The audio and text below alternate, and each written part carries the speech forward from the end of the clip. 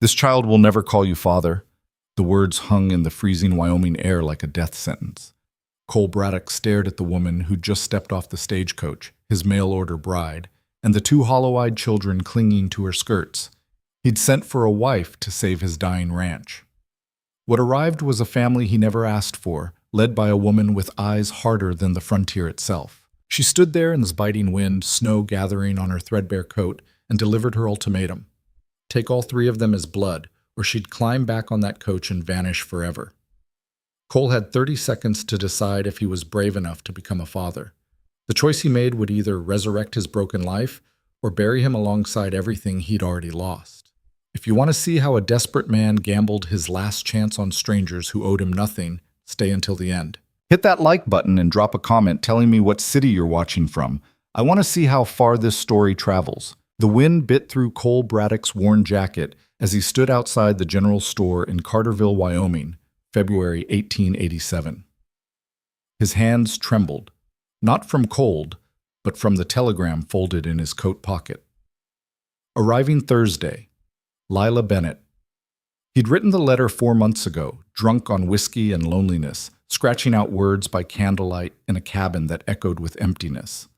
The advertisement in the Matrimonial Times had seemed like a solution then.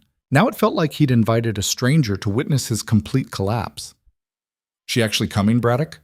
Cole turned to find Samuel Hewitt leaning against the storefront, tobacco juice staining his gray beard. Hewitt owned the largest spread in the territory, 1,200 acres of prime grassland that mocked Cole's struggling 200. Thursday, Cole said flatly. Desperate times. Hewitt's laugh was sharp as broken glass, sending for some city woman who don't know a milk cow from a beef steer. She'll take one look at that rat trap you call a ranch and be back on the stage by nightfall. Cole's jaw tightened, but he said nothing. Hewitt wasn't wrong. The ranch house was barely standing, roof leaked in 3 places, foundation settling on the north side, windows patched with oilcloth where glass had broken. The barn wasn't much better. His herd had shrunk from 60 head to 19 over 3 brutal winters. The creek that once ran year-round now barely trickled come August. He was 34 years old and had exactly $143 to his name. The bank held a note for $800. Without a good season, without help, he'd lose everything by fall. She'll stay, Cole said, more to convince himself than Hewitt. Sure she will. Hewitt spat again.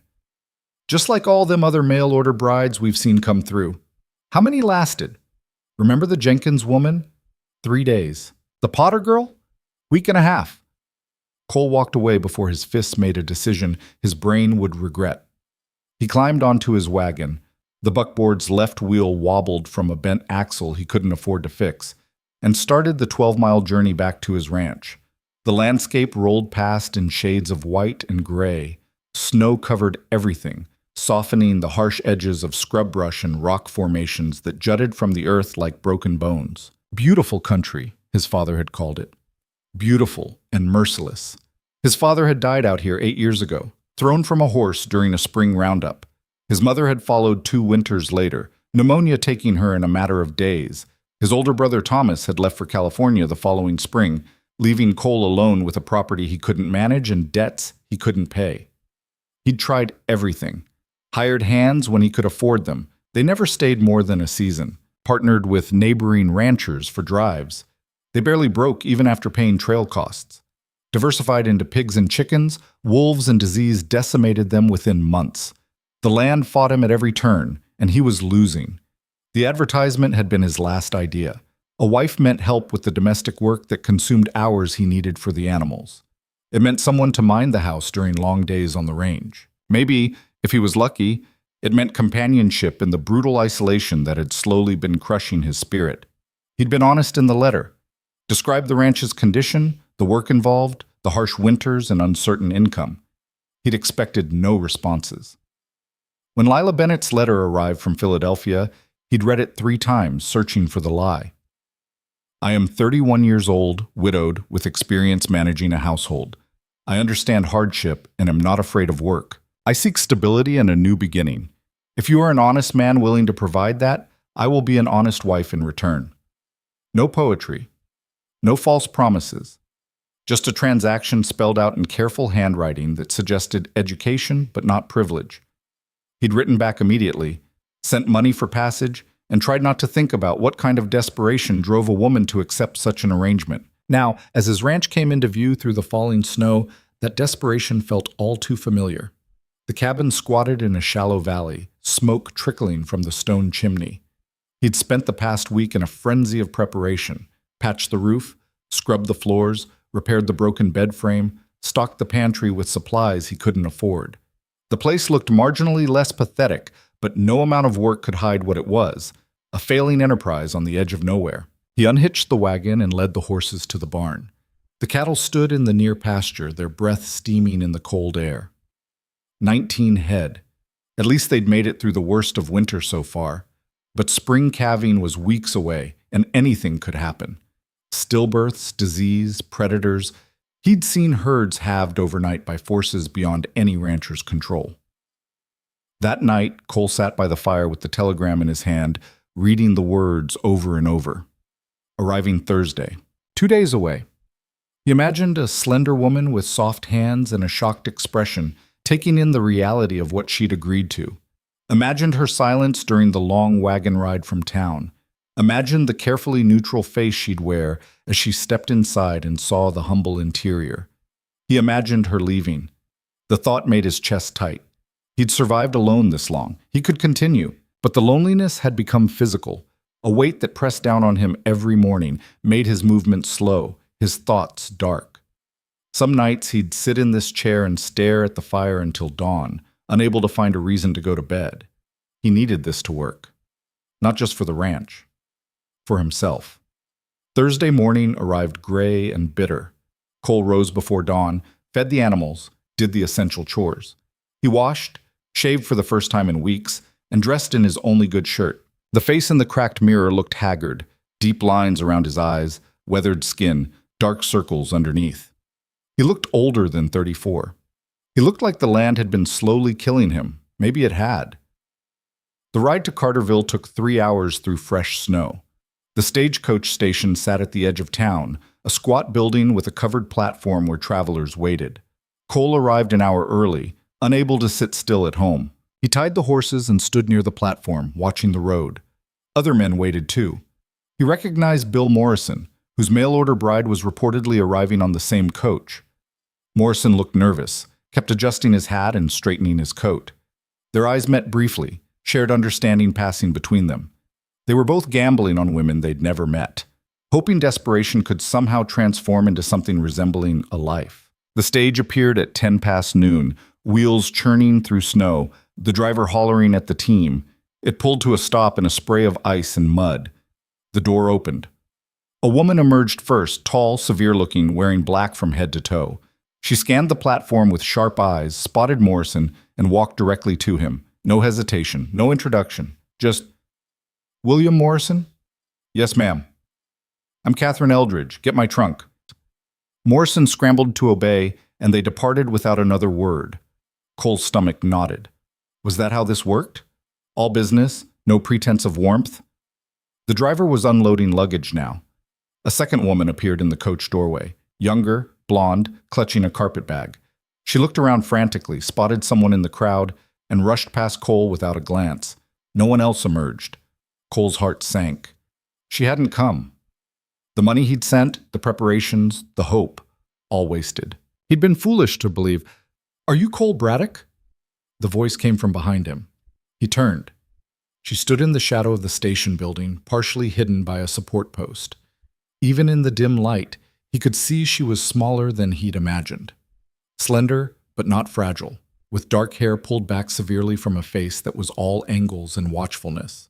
She wore a coat that had been mended multiple times, and her eyes held a wariness that made his chest ache with recognition. "Yes, ma'am. I'm Cole Braddock." "Lila Bennett." She didn't extend her hand, didn't smile, just studied him with an intensity that felt like being measured for a coffin. "You're younger than I expected." "I'm 34. "You look older in poor light." She paused. "You said you had a ranch. 12 miles north, 200 acres, 19 head of cattle currently. Small operation, but I didn't ask for a sales pitch." Her voice was clipped, Eastern accent still evident. I asked to confirm you have it. I won't be lied to. I don't lie. Everyone lies, Mr. Braddock. The question is about what and how much. She shifted position, and that's when he saw them. 2 children, a girl of perhaps 9 or 10, and a boy no more than 7. They stood pressed against Lila's sides, half hidden behind her coat, staring at Cole with eyes that had seen too much. His mind went blank. Children. She had children. There'd been no mention in the letters, no warning, no— You didn't mention, he started. Would you have sent for me if I had? She lifted her chin, defiant. They're mine. They come with me. That's non-negotiable. Cole's thoughts raced. 2 more mouths to feed. 2 more bodies needing shelter, clothing, care. Winter supplies already stretched thin. The pantry that barely fed one would need to feed 4. The little boy was shivering, thin coat inadequate for the Wyoming cold. The girl watched Cole with naked suspicion, one hand gripping her mother's sleeve. Their names? He asked. Lila blinked, clearly expecting a different response. Emma, and that's James. How long have they been traveling? 6 days. We left Philadelphia last Friday. Cole nodded slowly, processing. 6 days on stagecoaches and trains with 2 frightened children. No wonder they looked shell-shocked. You must be exhausted. We're fine. You're shaking, all of you. He gestured toward the wagon. I have blankets. Let's get you somewhere warm, and we can talk. Talk about what? Lila's voice sharpened. About whether you're sending us back? I told you, Mr. Braddock, they're mine. If that's a problem, I didn't say it was a problem. You didn't say it wasn't. They stood locked in a stare-down while snow fell around them and the stagecoach driver shouted about the next departure. Emma and James huddled closer to their mother, the boy's lips turning blue. Cole made a decision that would change everything. I have a rule on my ranch, he said quietly. When something becomes mine, I protect it.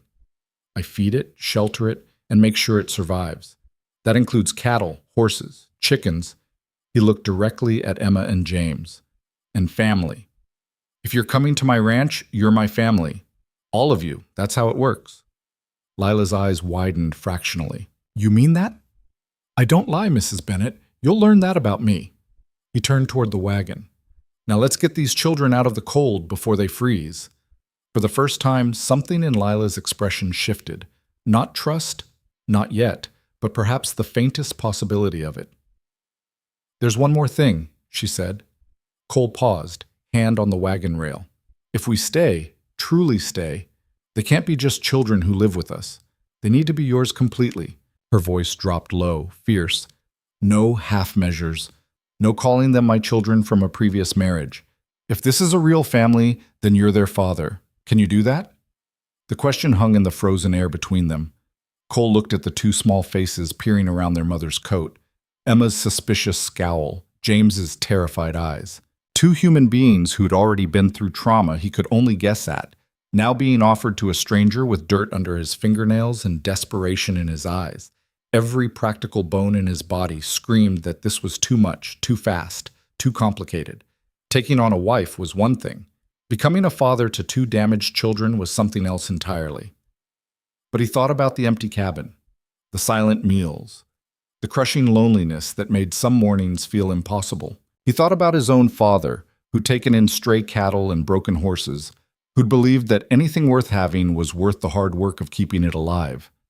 Yes, he said, I can do that.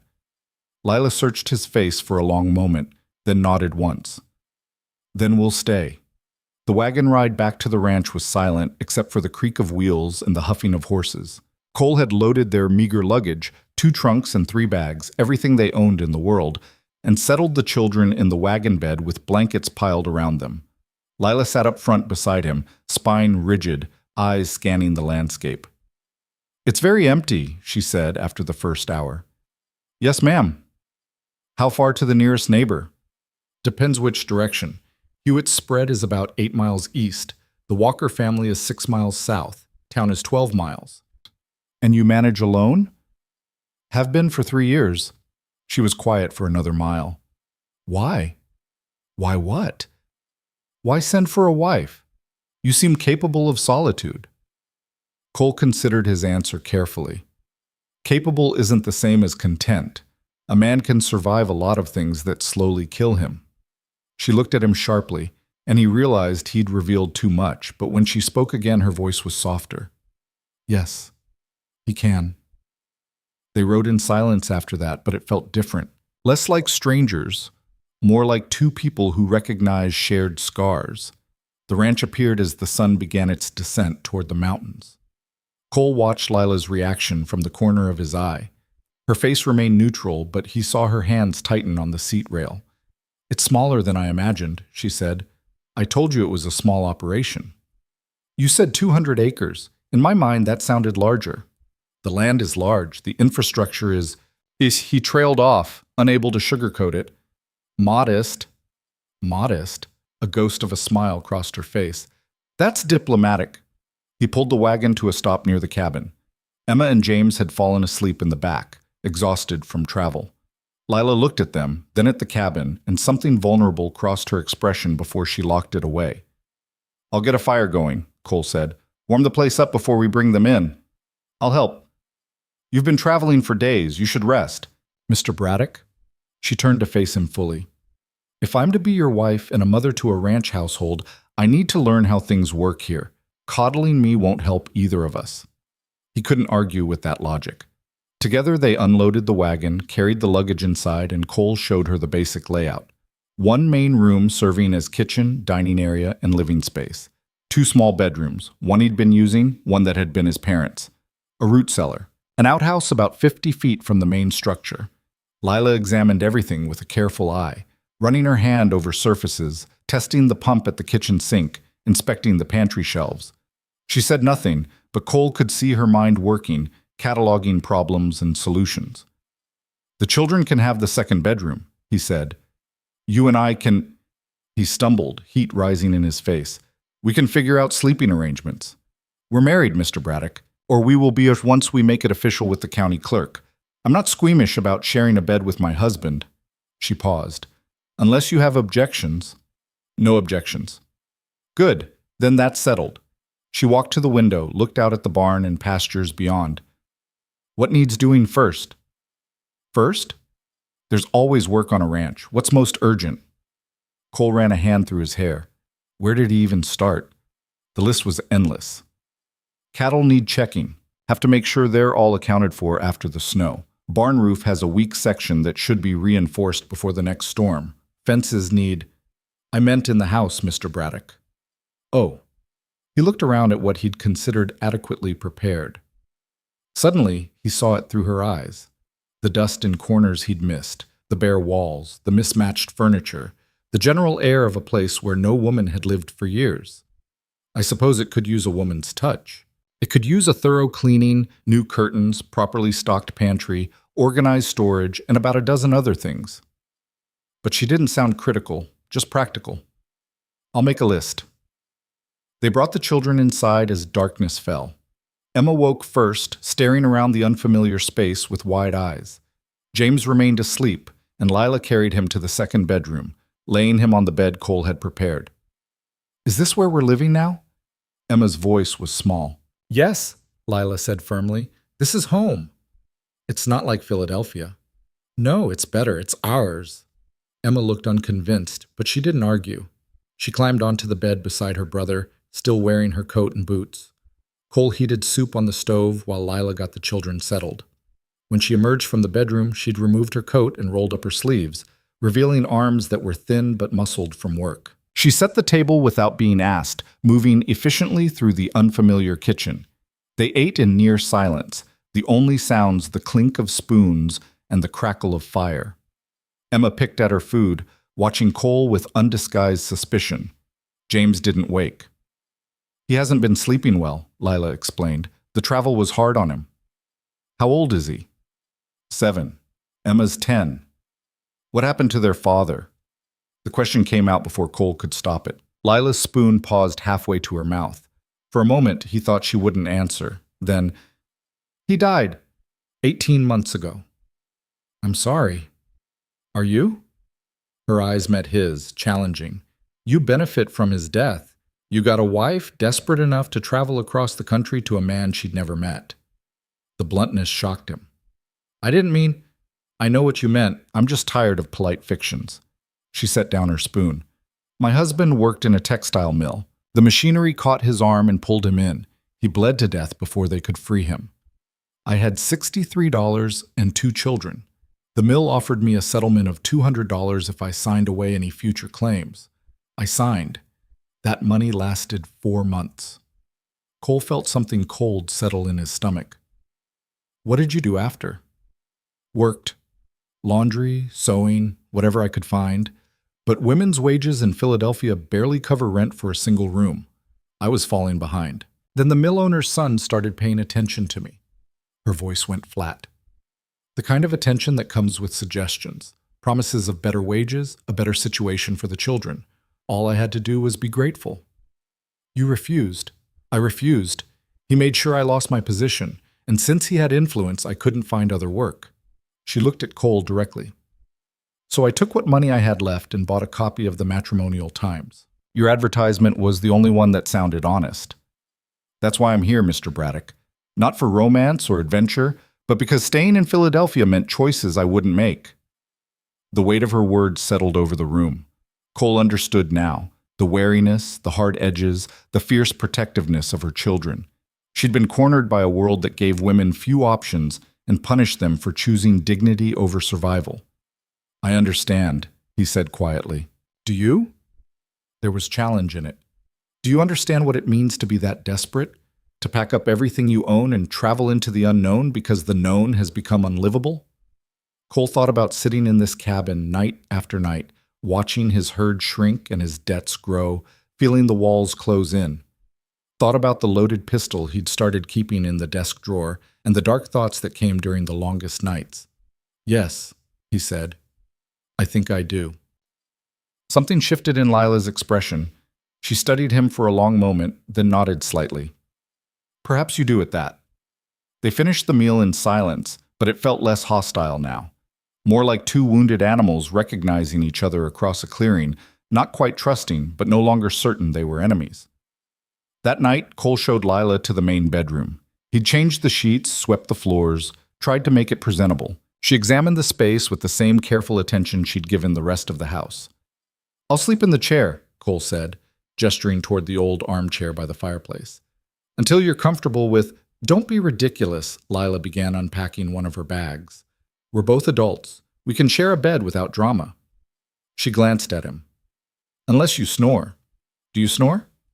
I don't think so. Good. Because I will kick you if you do. Despite everything, the stress, the strangeness, the weight of all they'd both revealed, Cole almost smiled. This woman was nothing like he'd imagined. She was harder, more damaged, more complicated. But there was something solid about her, something real in a way that felt like firm ground after years of shifting sand. They dressed for bed in awkward silence, Cole turning his back while Lila changed into a nightgown. When he finally climbed under the covers, he stayed as far to his side as possible, trying not to think about the fact that there was a woman in his bed for the first time in years. Mr. Braddock? Yes? Thank you for accepting the children. I know it complicates things. They're family now. That's what I said. Yes. Her voice was soft in the darkness. But saying it and meaning it are different things. I'll be watching to see which one you meant. I meant it. She didn't respond, but he heard her breathing change, becoming slower and deeper as exhaustion finally claimed her. Cole lay awake much longer, staring at the ceiling, wondering what he'd gotten himself into. Outside, the wind picked up, rattling the shutters and whistling through gaps in the walls. The cattle would be restless in weather like this. He should check on them, but he was afraid to move and wake Lila. So he stayed still, listening to the sounds of a house that was no longer empty. Somewhere in the darkness, a child cried out, James, probably, caught in a nightmare. He heard Lila immediately rise and pad barefoot to the other room, heard her soft voice soothing him back to sleep. The tenderness in her tone was startling after the hardness she'd shown all day. When she returned to bed, Cole spoke into the darkness. How long has he been having nightmares? Since his father died. They're getting worse. Not better. What about Emma? Emma doesn't sleep. She lies awake watching, waiting for the next bad thing. Lila was quiet for a moment. They've learned that safety is temporary. I'm trying to teach them otherwise, but words aren't enough. No, they need proof, time, consistency. She shifted in the bed. Can you give them that, Mr. Braddock? Or will this ranch fail and prove them right, that nothing good lasts? It was a brutal question and honest. Cole appreciated that, even as it cut deep. I don't know if the ranch will survive. I've been trying for 3 years, and it's a near thing. Adding 3 more people doesn't make it easier. Then why did you agree? Cole thought about that, about the empty cabin and the loaded gun and the slow erosion of hope, about 2 children with haunted eyes and a woman willing to cross the country to escape impossible choices. Because failure alone felt like dying, he said finally. Failure together feels like fighting. I'd rather go down swinging than fade away in silence. Lila was quiet for so long he thought she'd fallen asleep. Then, good, because I didn't come here to watch things fall apart. I came here to build something that lasts. Even if it means fighting for it. Especially if it means fighting for it. Cole closed his eyes, feeling something unfamiliar stir in his chest. Not quite hope. Not yet. But maybe the beginning of it. The first green shoots pushing through frozen ground. Outside, the wind howled and the snow fell. The cattle huddled together for warmth. The barn roof creaked under the weight of ice. Everything about the ranch was the same as it had been yesterday. Same debts, same struggles, same uncertain future. But the cabin wasn't empty anymore.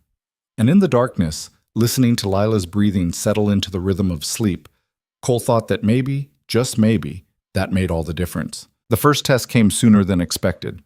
Cole woke before dawn, habit pulling him from sleep even though his body craved more rest.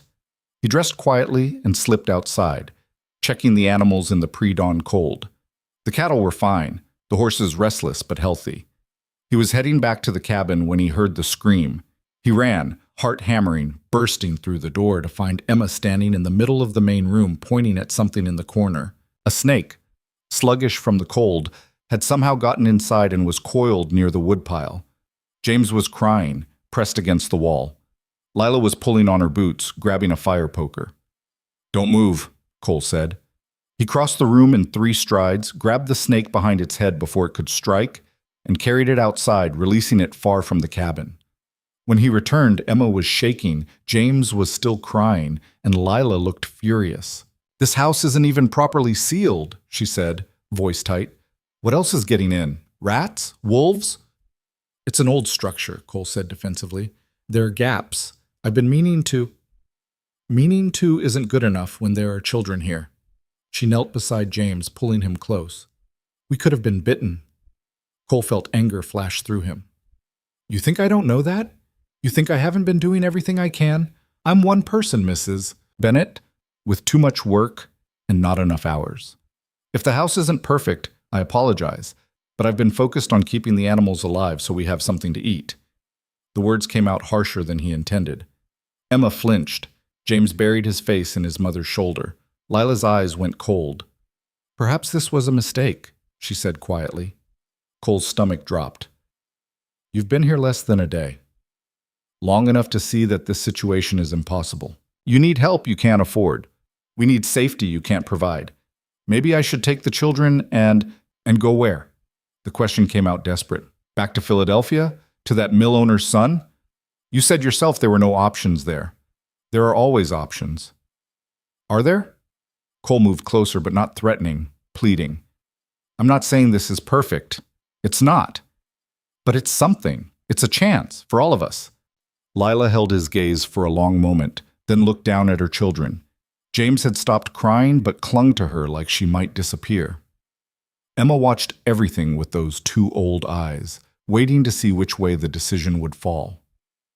"1 month," Lila said finally. "We'll try for 1 month. But if this doesn't work, if we can't make this into something safe and stable, then we leave. Agreed?" It wasn't what Cole wanted. He wanted commitment, certainty, a promise that they'd weather whatever came. But looking at this woman who'd already gambled everything on a stranger, he realized he had no right to ask for more. "Agreed," he said. Good. Lila stood, still holding James. Then let's start by sealing those gaps before something worse gets in.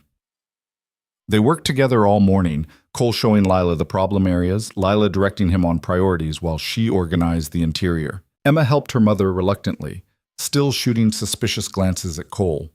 James mostly hid, peeking out from behind furniture like a frightened animal. By noon, they'd made progress. The worst gaps were filled. The cabin felt warmer, tighter. But the tension remained, thick as smoke. This was his family now, a woman who'd threatened to leave after 12 hours.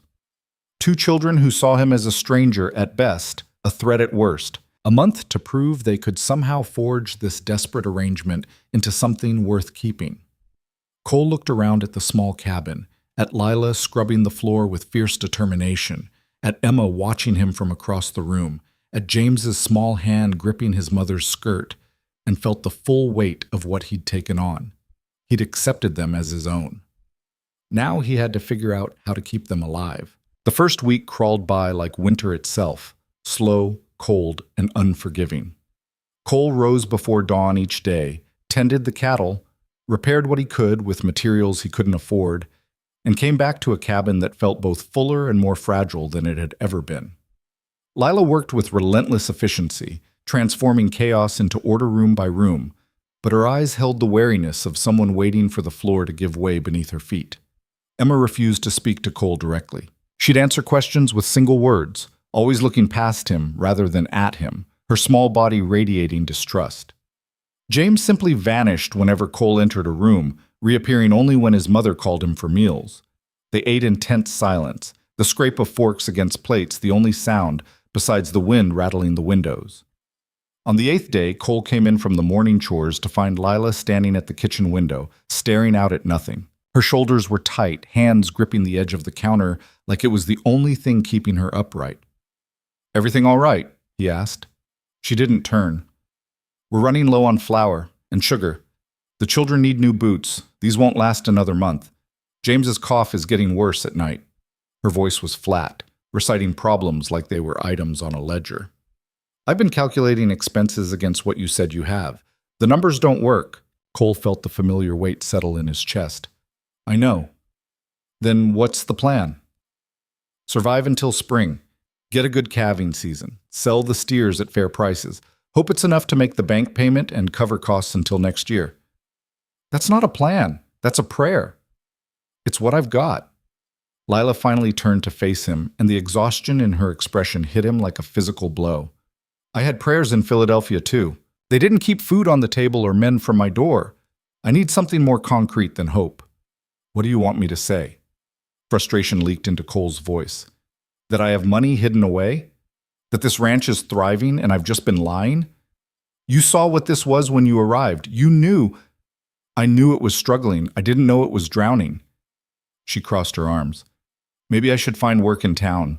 Laundry, sewing." "No." "Excuse me? You came here to build a home, not to work yourself to death in town for pennies while I sit alone on a failing ranch. That defeats the entire purpose." "The purpose was survival, Mr. Braddock. If we need money, we need time." Cole moved closer, lowering his voice. The children were in the next room, and he didn't want them hearing this. "One good season, that's all I'm asking for. One spring where the calves survive, where the weather holds, where we can actually get ahead instead of just treading water." "And if we don't get it?" The question hung between them. Cole had no good answer. If the spring failed, if the calves died, if prices dropped, they'd lose everything. The bank would foreclose. They'd be scattered to whatever charity or labor they could find. Everything would collapse. "Then we'll have tried," he said finally. "Together. That has to mean something." Lila searched his face, looking for something. Reassurance, conviction, maybe just the absence of lies. Whatever she found, it wasn't enough to erase the worry from her eyes, but she nodded slowly. "One season, but I'm keeping track of every expense. If I see a way to help—" "You're already helping. The house is warmer, the meals are better. Having another set of hands for chores cuts my work in half." He hesitated. "And having people here, it changes things." "Changes them how?" Cole struggled to articulate it. "Makes them matter more. When it was just me, some days I'd think about just walking away, letting it all go. But now there's Emma needing boots and James with his cough, and you standing here asking about flour. I can't walk away from that. Something shifted in Lila's expression. Not softness exactly, but a kind of recognition. No, she said quietly. I suppose you can't. The moment broke when James started coughing in the next room, deep, rattling sounds that made Lila's whole body tense. She hurried to him, leaving Cole alone in the kitchen with the weight of promises he wasn't sure he could keep. That afternoon, Cole rode into Carterville for supplies. The general store smelled of tobacco and leather, dim light filtering through dusty windows. Marcus Webb, the proprietor, looked up from his ledger and didn't smile. Braddock, heard you got yourself a mail-order bride. News travels fast. In a town this size, always does. Webb's eyes held calculation. Heard she brought kids. That true? 2 of them. Webb whistled low. Ambitious or desperate. Hard to tell which. He pulled out Cole's account book, flipped through pages covered in careful handwriting. You're already into me for $63. Adding more mouths to feed isn't going to help that situation. I'll settle the account after spring sales. That's what you said last year and the year before. Webb leaned on the counter, voice dropping. Look, I understand hard times, but I've got bills too. I can't keep extending credit indefinitely. Cole felt heat rise in his face. I've never missed a payment. I'm always late, but I always pay. Late doesn't help me with my suppliers. They want cash, not promises. Webb tapped the ledger. I'll give you 30 more days of credit. After that, it's cash only. No exceptions. 30 days won't get me to spring sales. Then you better hope you have something else to sell. The words hit like a punch. Cole knew exactly what Webb meant. Equipment, horses, cattle, the things he needed to keep the ranch running. Selling any of them would be a slow death sentence, trading long-term survival for short-term survival. I'll figure something out, Cole said tightly. I hope so, for your new family's sake. Webb pulled items from the shelves, flour, sugar, coffee, a few other essentials. This'll put you at $87. The clock's ticking, Braddock. Cole loaded the supplies into the wagon, his mind churning through options. He could sell one of the horses, but he needed both for ranch work. He could sell a few steers early, but spring prices were always better. Selling now meant losing money. He could take on contract work, but that meant leaving the ranch unattended, leaving Lila and the children vulnerable. Every solution created new problems. Every choice had consequences that rippled outward. He was halfway home when he encountered Samuel Hewitt on the road.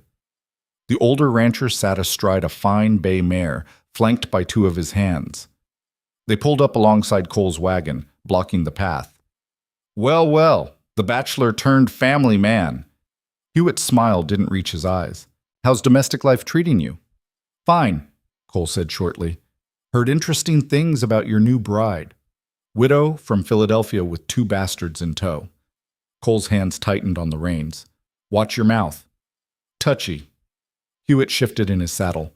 Just making conversation. Though I am curious, you take in strays now? That your new business model? What do you want, Hewitt? Want? Nothing, just being neighborly. The word dripped with mockery. Though if you're looking to unload some of that struggling property, I'd be willing to make an offer. Not a good one, mind you, but better than what the bank will give you when they foreclose. I'm not selling. No? Shame. Because word around town is you're about out of options. Webb's cutting off your credit, bank's getting nervous, and now you've got 3 extra mouths to feed. Hewitt leaned forward slightly. A smart man would cut his losses. Sell to me, take whatever money's left, start fresh somewhere that isn't trying to kill you. I said I'm not selling. Your pride's showing, Braddock. Pride doesn't feed children or pay debts. Hewitt straightened. Offer stands for another month. After that, I'll wait for the foreclosure auction and get it cheaper. He spurred his horse forward, his men following. Cole sat frozen in the wagon, rage and humiliation burning through him in equal measure. Hewitt had been circling like a vulture for years, waiting for Cole to fail, ready to swoop in and claim the land for a fraction of its worth. The worst part was that Hewitt wasn't wrong. Cole was running out of options. Time was running out. Everything was balanced on a knife's edge, and one strong wind could send it all tumbling into the void. When he arrived back at the cabin, Lila took one look at his face and said nothing. She simply helped him unload the supplies, her silence more supportive than empty reassurances would have been. That night, after the children were asleep, they sat by the fire. Cole stared into the flames, mind still churning. "Bad day?" Lila asked quietly. "Webb's cutting off my credit in 30 days. Hewitt offered to buy the ranch." The words came out flat, defeated. "Everyone thinks I'm about to collapse." "Are you?" "I don't know." He looked at her. "Honestly, I don't know. I've been fighting this battle so long I can't tell if I'm winning or just prolonging the inevitable." Lila was quiet for a long moment, firelight casting shadows across her face. "My husband used to come home from the mill looking like you do now, exhausted, beaten down. But he'd get up the next morning and go back anyway, because what else was there?" She paused. "The day he died, his supervisor told me he'd been working a double shift, trying to earn extra money because I was pregnant with James and we needed it." Cole felt something cold settle in his stomach. "I'm sorry." "Don't be sorry, just don't make his mistake." She turned to face him fully. "He worked himself to death for pennies because he was too proud to admit we were drowning.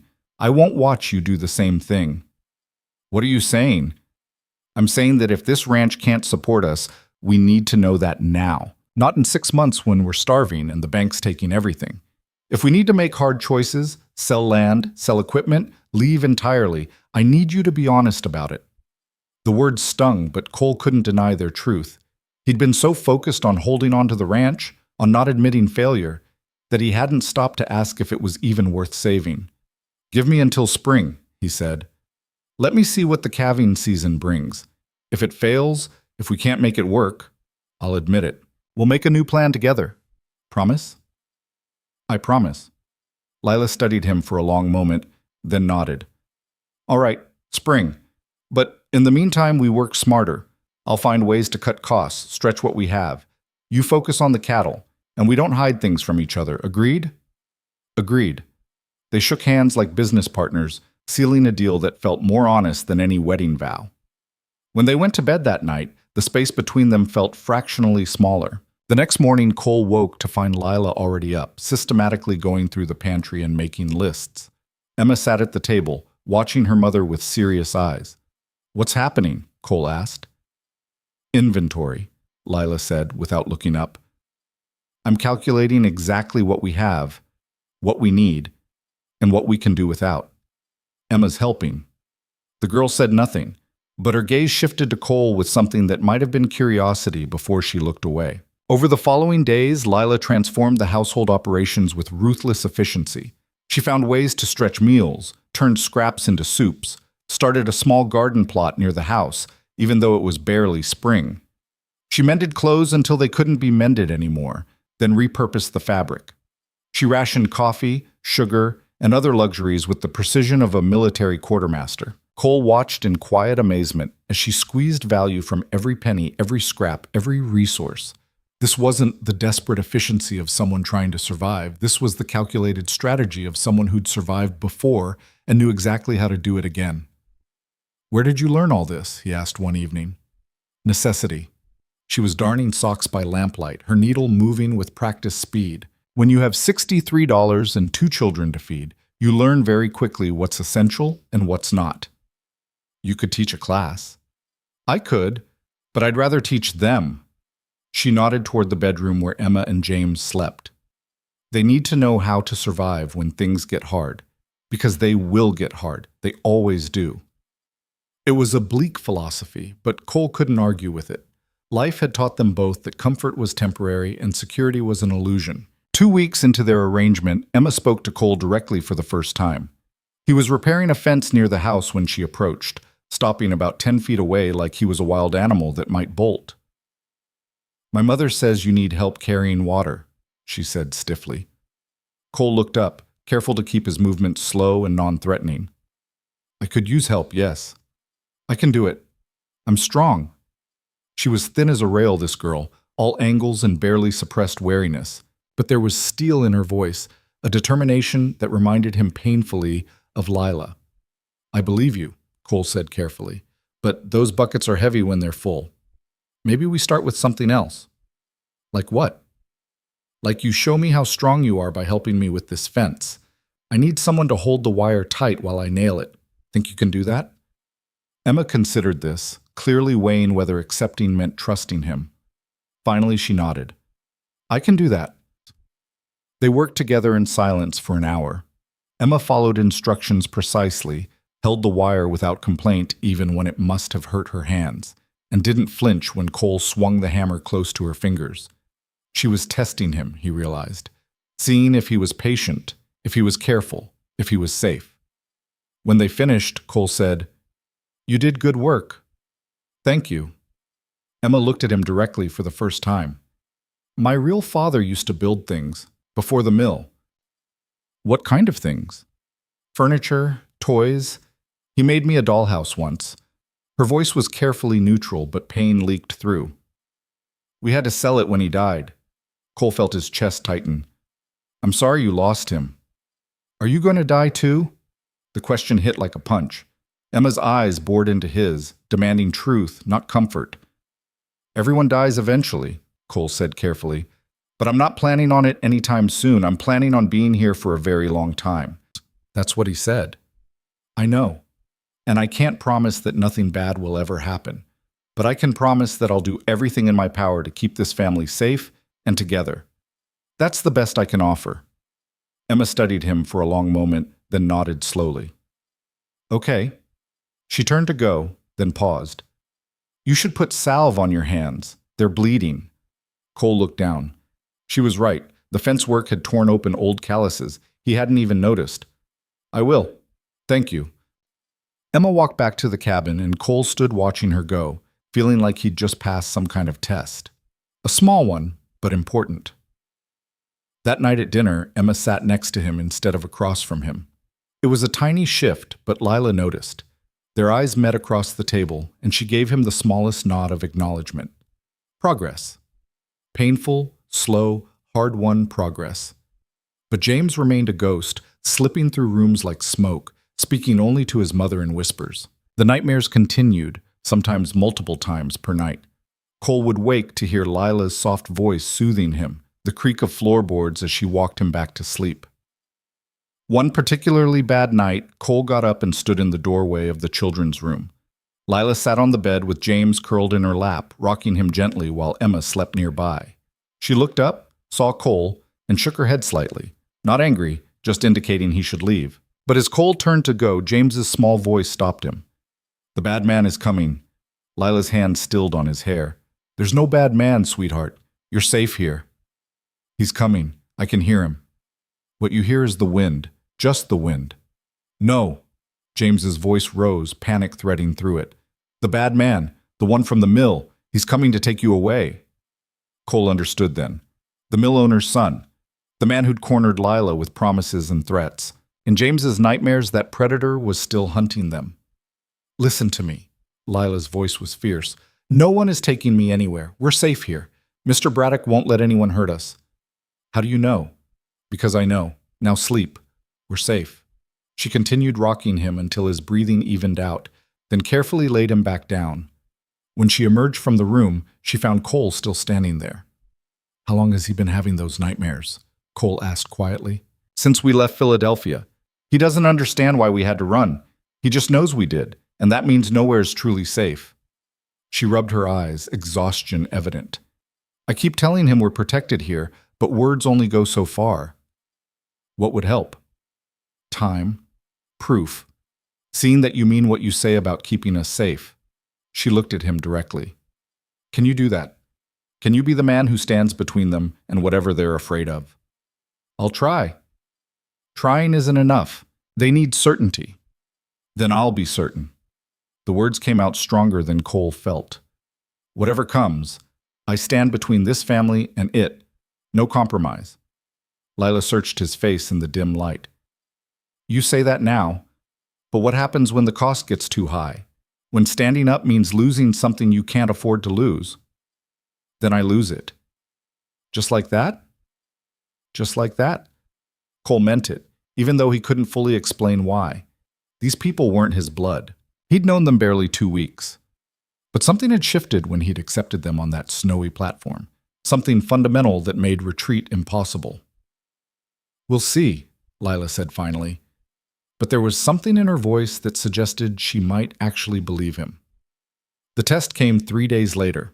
Cole was in the barn when he heard the wagon approach.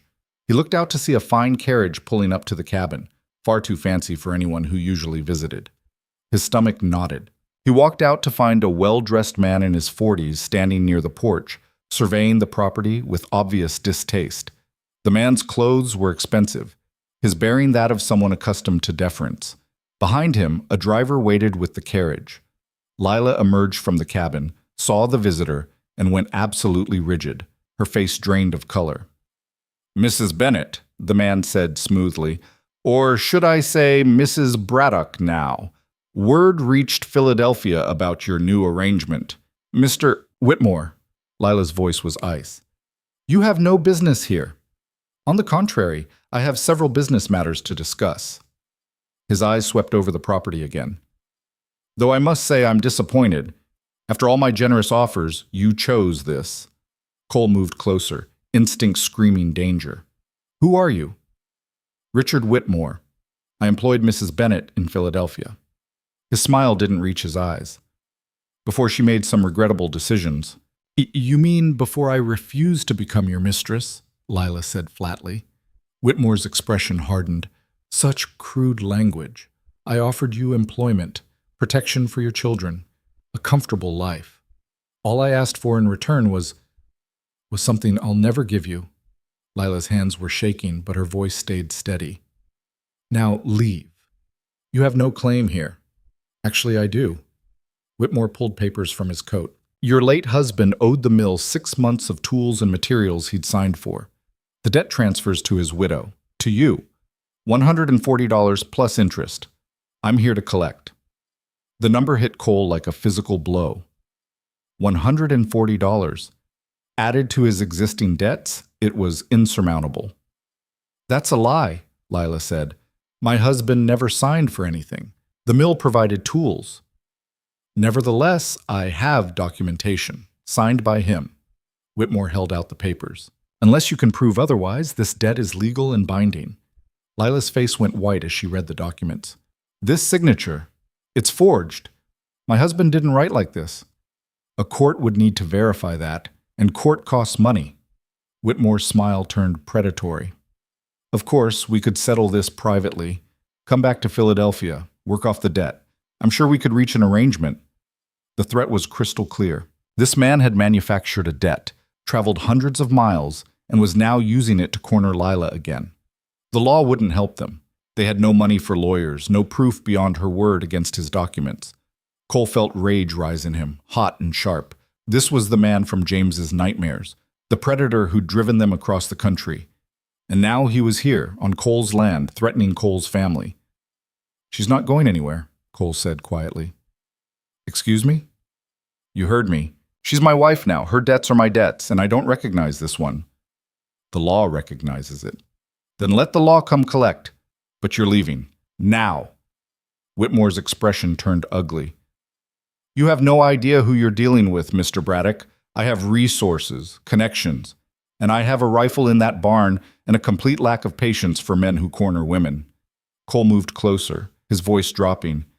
"You came a long way for nothing. Lila stays here, the children stay here, and you leave, right now. Or we test whether your connections can protect you from buckshot." For a moment, the two men stood locked in confrontation. Whitmore's driver shifted nervously, hand moving towards something under his coat. Cole didn't blink, didn't back down. Finally, Whitmore stepped back. "This isn't over. I'll pursue this debt through legal channels." "You do that. But you do it from Philadelphia. You set foot on my property again. You won't leave it walking." Whitmore's face flushed with anger and humiliation. He climbed back into his carriage, and the driver wasted no time departing. Cole stood watching until they disappeared down the road, his heart hammering. Then he turned to find Lila staring at him with an expression he couldn't read. "You threatened him," she said quietly. "I did. You could have just paid the debt, found a way to settle it peacefully." "He wasn't here for money. He was here for you." Cole met her eyes. And I meant what I said. This family stays together. No one takes any part of it. Lila's eyes were bright with something that might have been tears. That debt, it could be legal. He could take us to court. It could cost. Let it cost. We'll figure it out. Why? The word came out almost anguished. Why would you take that risk for people you barely know? Cole thought about Emma holding fence wire with bleeding hands, about James's nightmares and Lila's fierce determination to build something safe, about a cabin that had been empty too long. Because you're not people I barely know anymore, he said simply. You're family, and I protect what's mine. The dam broke. Lila's careful control shattered, and tears spilled down her face, not delicate crying, but the raw, gasping sobs of someone who'd been holding back for too long. Cole stood frozen, unsure what to do, until she closed the distance between them and pressed her face against his shoulder. He wrapped his arms around her carefully, feeling her shake with the force of emotion she'd been containing since Philadelphia, maybe longer. She clung to him like he was the only solid thing in a shifting world. They stood like that for a long time, while the sun climbed higher and the cattle moved in the pasture, and somewhere in the cabin, two children watched through a window, seeing their mother finally believe she might be safe. When Lila finally pulled back, her face was blotchy and her eyes were red. But something had shifted. The walls she'd maintained so carefully had developed cracks. "Thank you," she said hoarsely. "No need. There's every need." She wiped her eyes. "No one has stood up for me like that since my husband died. I'd forgotten what it felt like." "Well, get used to it, because I'm not going anywhere." She managed a watery smile. "Good, because neither am I." That night, when they went to bed, Lila didn't stay on her side of the mattress. She moved closer, her hand finding his in the darkness and holding tight. "He'll come back," she said quietly. "Maybe not in person, but through lawyers or debts or some other way. Men like Whitmore don't give up. Let him try. We'll face it together." "Together," she repeated, like she was testing the word. Then, "Cole?" It was the first time she'd used his given name. Something warm unfurled in his chest. "Yes?" "I'm sorry I doubted you. About the children, about staying, about all of it. You had reason to doubt. I haven't exactly proven myself yet. You proved yourself today." Her grip tightened. "You stood between us and danger without hesitation. That's not nothing. It's everything," Cole said. "It's the promise I made, the one I intend to keep." They fell asleep like that, hands clasped, the distance between them finally beginning to close. And in the next room, James slept through the night without nightmares for the first time since leaving Philadelphia. Morning came with new challenges, but the family that faced them was different than it had been. Fragile still, uncertain still, but bound together by something stronger than blood or legal contracts. They'd chosen each other.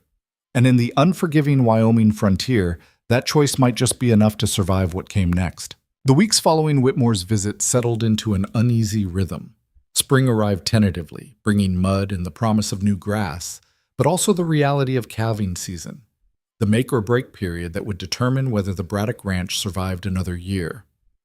Cole spent long hours in the pastures, watching the herd with an intensity that bordered on obsession. Each pregnant cow represented hope and risk in equal measure. Lila had transformed from wary stranger into something closer to partner. She ran the household with military precision, stretched their dwindling resources with creative brutality, and had started accompanying Cole on some of the ranch work. Emma trailed after her mother, learning everything: how to read weather signs, how to spot a sick animal, how to mend tack with materials that should have been discarded months ago. James remained fragile, but the nightmares had decreased.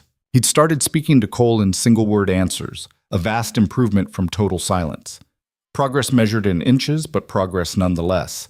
Then Samuel Hewitt reminded them that not all threats came from Philadelphia.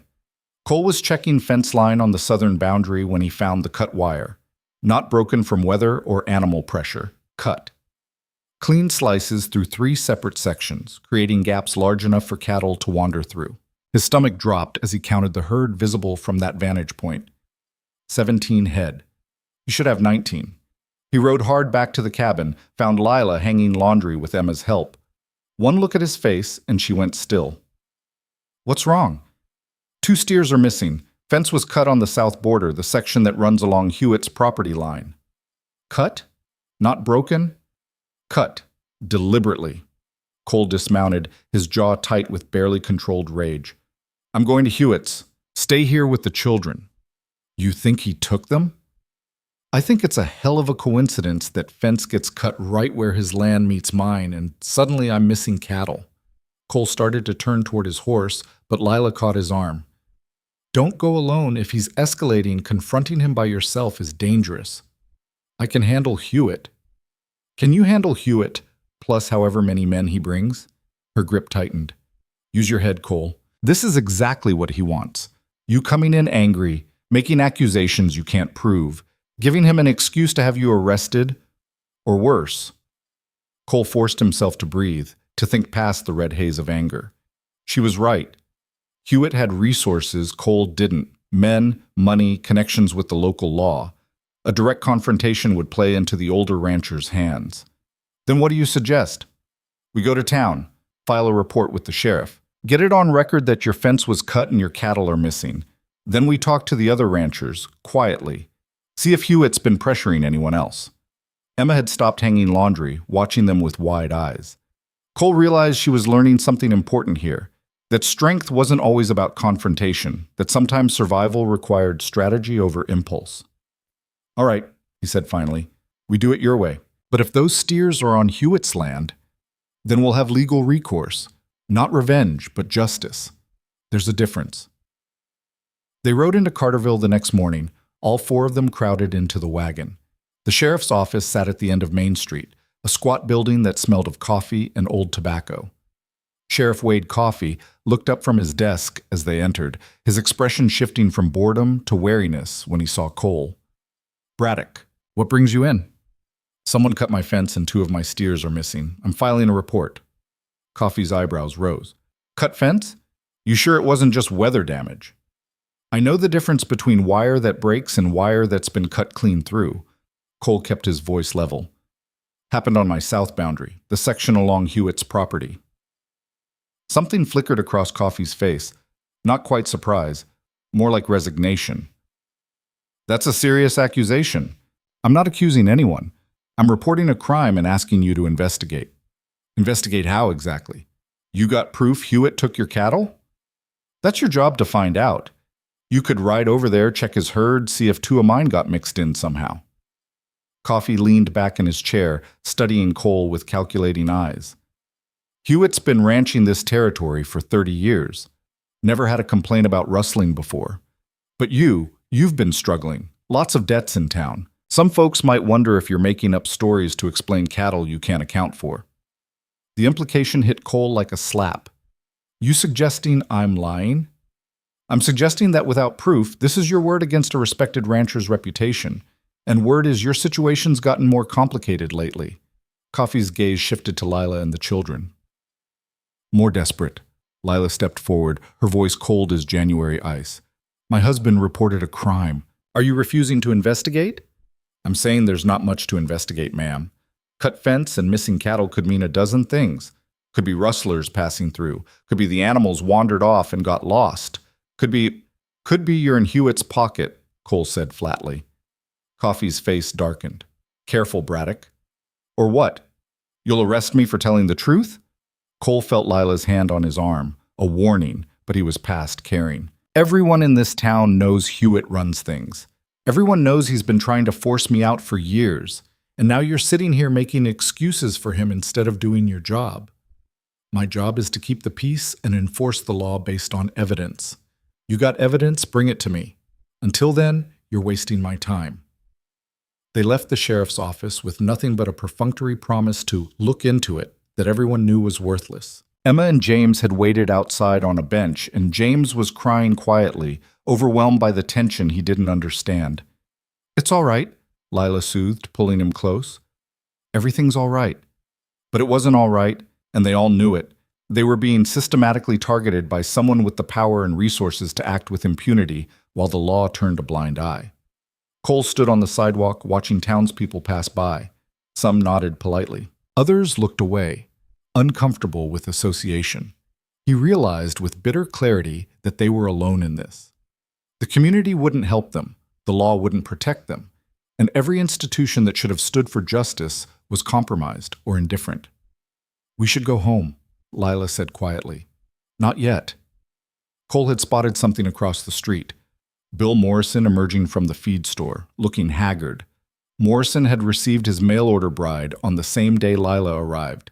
"Wait here," he crossed to Morrison, who looked up with hollow eyes that spoke of their own struggles. "Braddock." "Morrison. How are things?" "Fine," Morrison said automatically, then seemed to reconsider.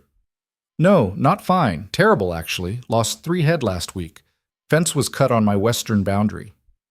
Cole's pulse quickened. "Where does your western boundary run?" "Along Hewitt's eastern property line." Morrison's voice dropped. "I went to the sheriff. He said the same things he probably told you. No proof. Could be anything. Hewitt's a respected man." "How long has this been happening?" "Started about 2 months ago. Small things at first, equipment gone missing, gates left open, that sort of thing. I thought it was bad luck. But then the fence cutting started." Morrison looked around nervously. "I can't prove anything, but cattle don't cut their own fences, and every incident happens on the border with Hewitt's land." "Why is he doing this?" "Same reason he's doing it to you. He wants the land. My property sits on good water. Yours has southern exposure that's perfect for winter grazing. He's been buying up small ranches for years, and the ones that won't sell." Morrison trailed off meaningfully. "The ones that won't sell get pressured until they fail." "Exactly. And the sheriff won't do anything because Hewitt basically owns him. Half the town council, too." Morrison's hands shook slightly. "My wife wants to leave, says it's not worth fighting someone with that much power. I'm starting to think she's right." Cole felt the weight of Morrison's despair like a physical thing. This was what Hewitt did. Wore people down, isolated them, made them feel powerless until they gave up. And it was working. "Don't leave," Cole said. "Not yet." "Why not? What's the point of staying if we're just going to lose everything anyway? Because if we all leave, he wins. He gets everything without consequences." Cole's mind was racing, pieces clicking together. "But if we stand together—" "Together?" Morrison laughed bitterly. "There is no together. Everyone's too scared or too bought off. We're on our own." "Are we?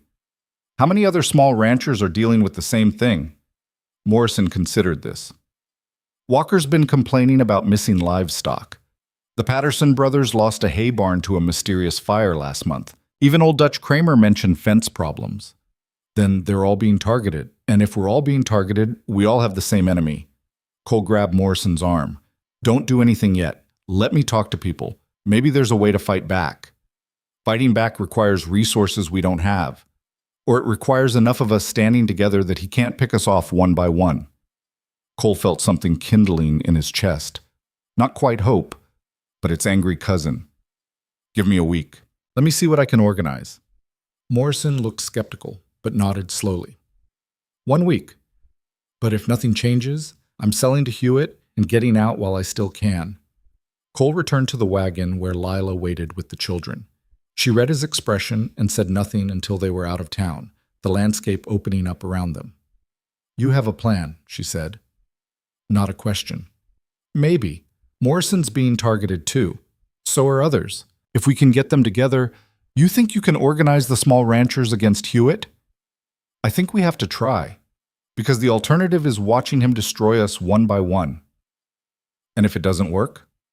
Cole thought about Whitmore's manufactured debt, the sheriff's indifference, the bank's deadline creeping closer.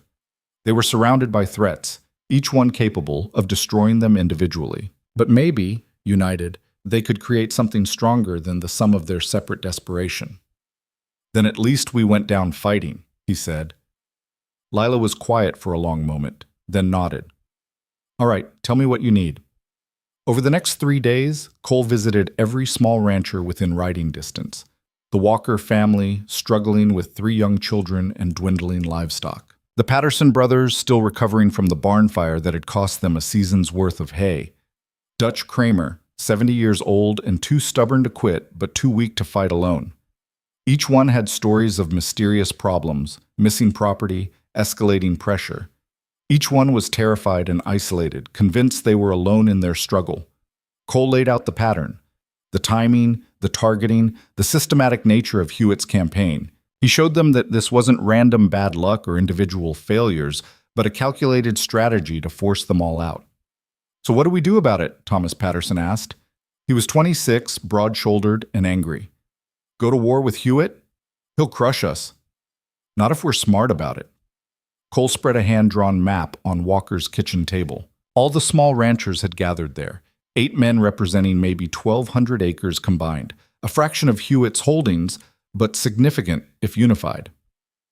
Hewitt's strategy relies on picking us off individually. He hits one ranch, the others are too scared to help. But if we commit to mutual defense how?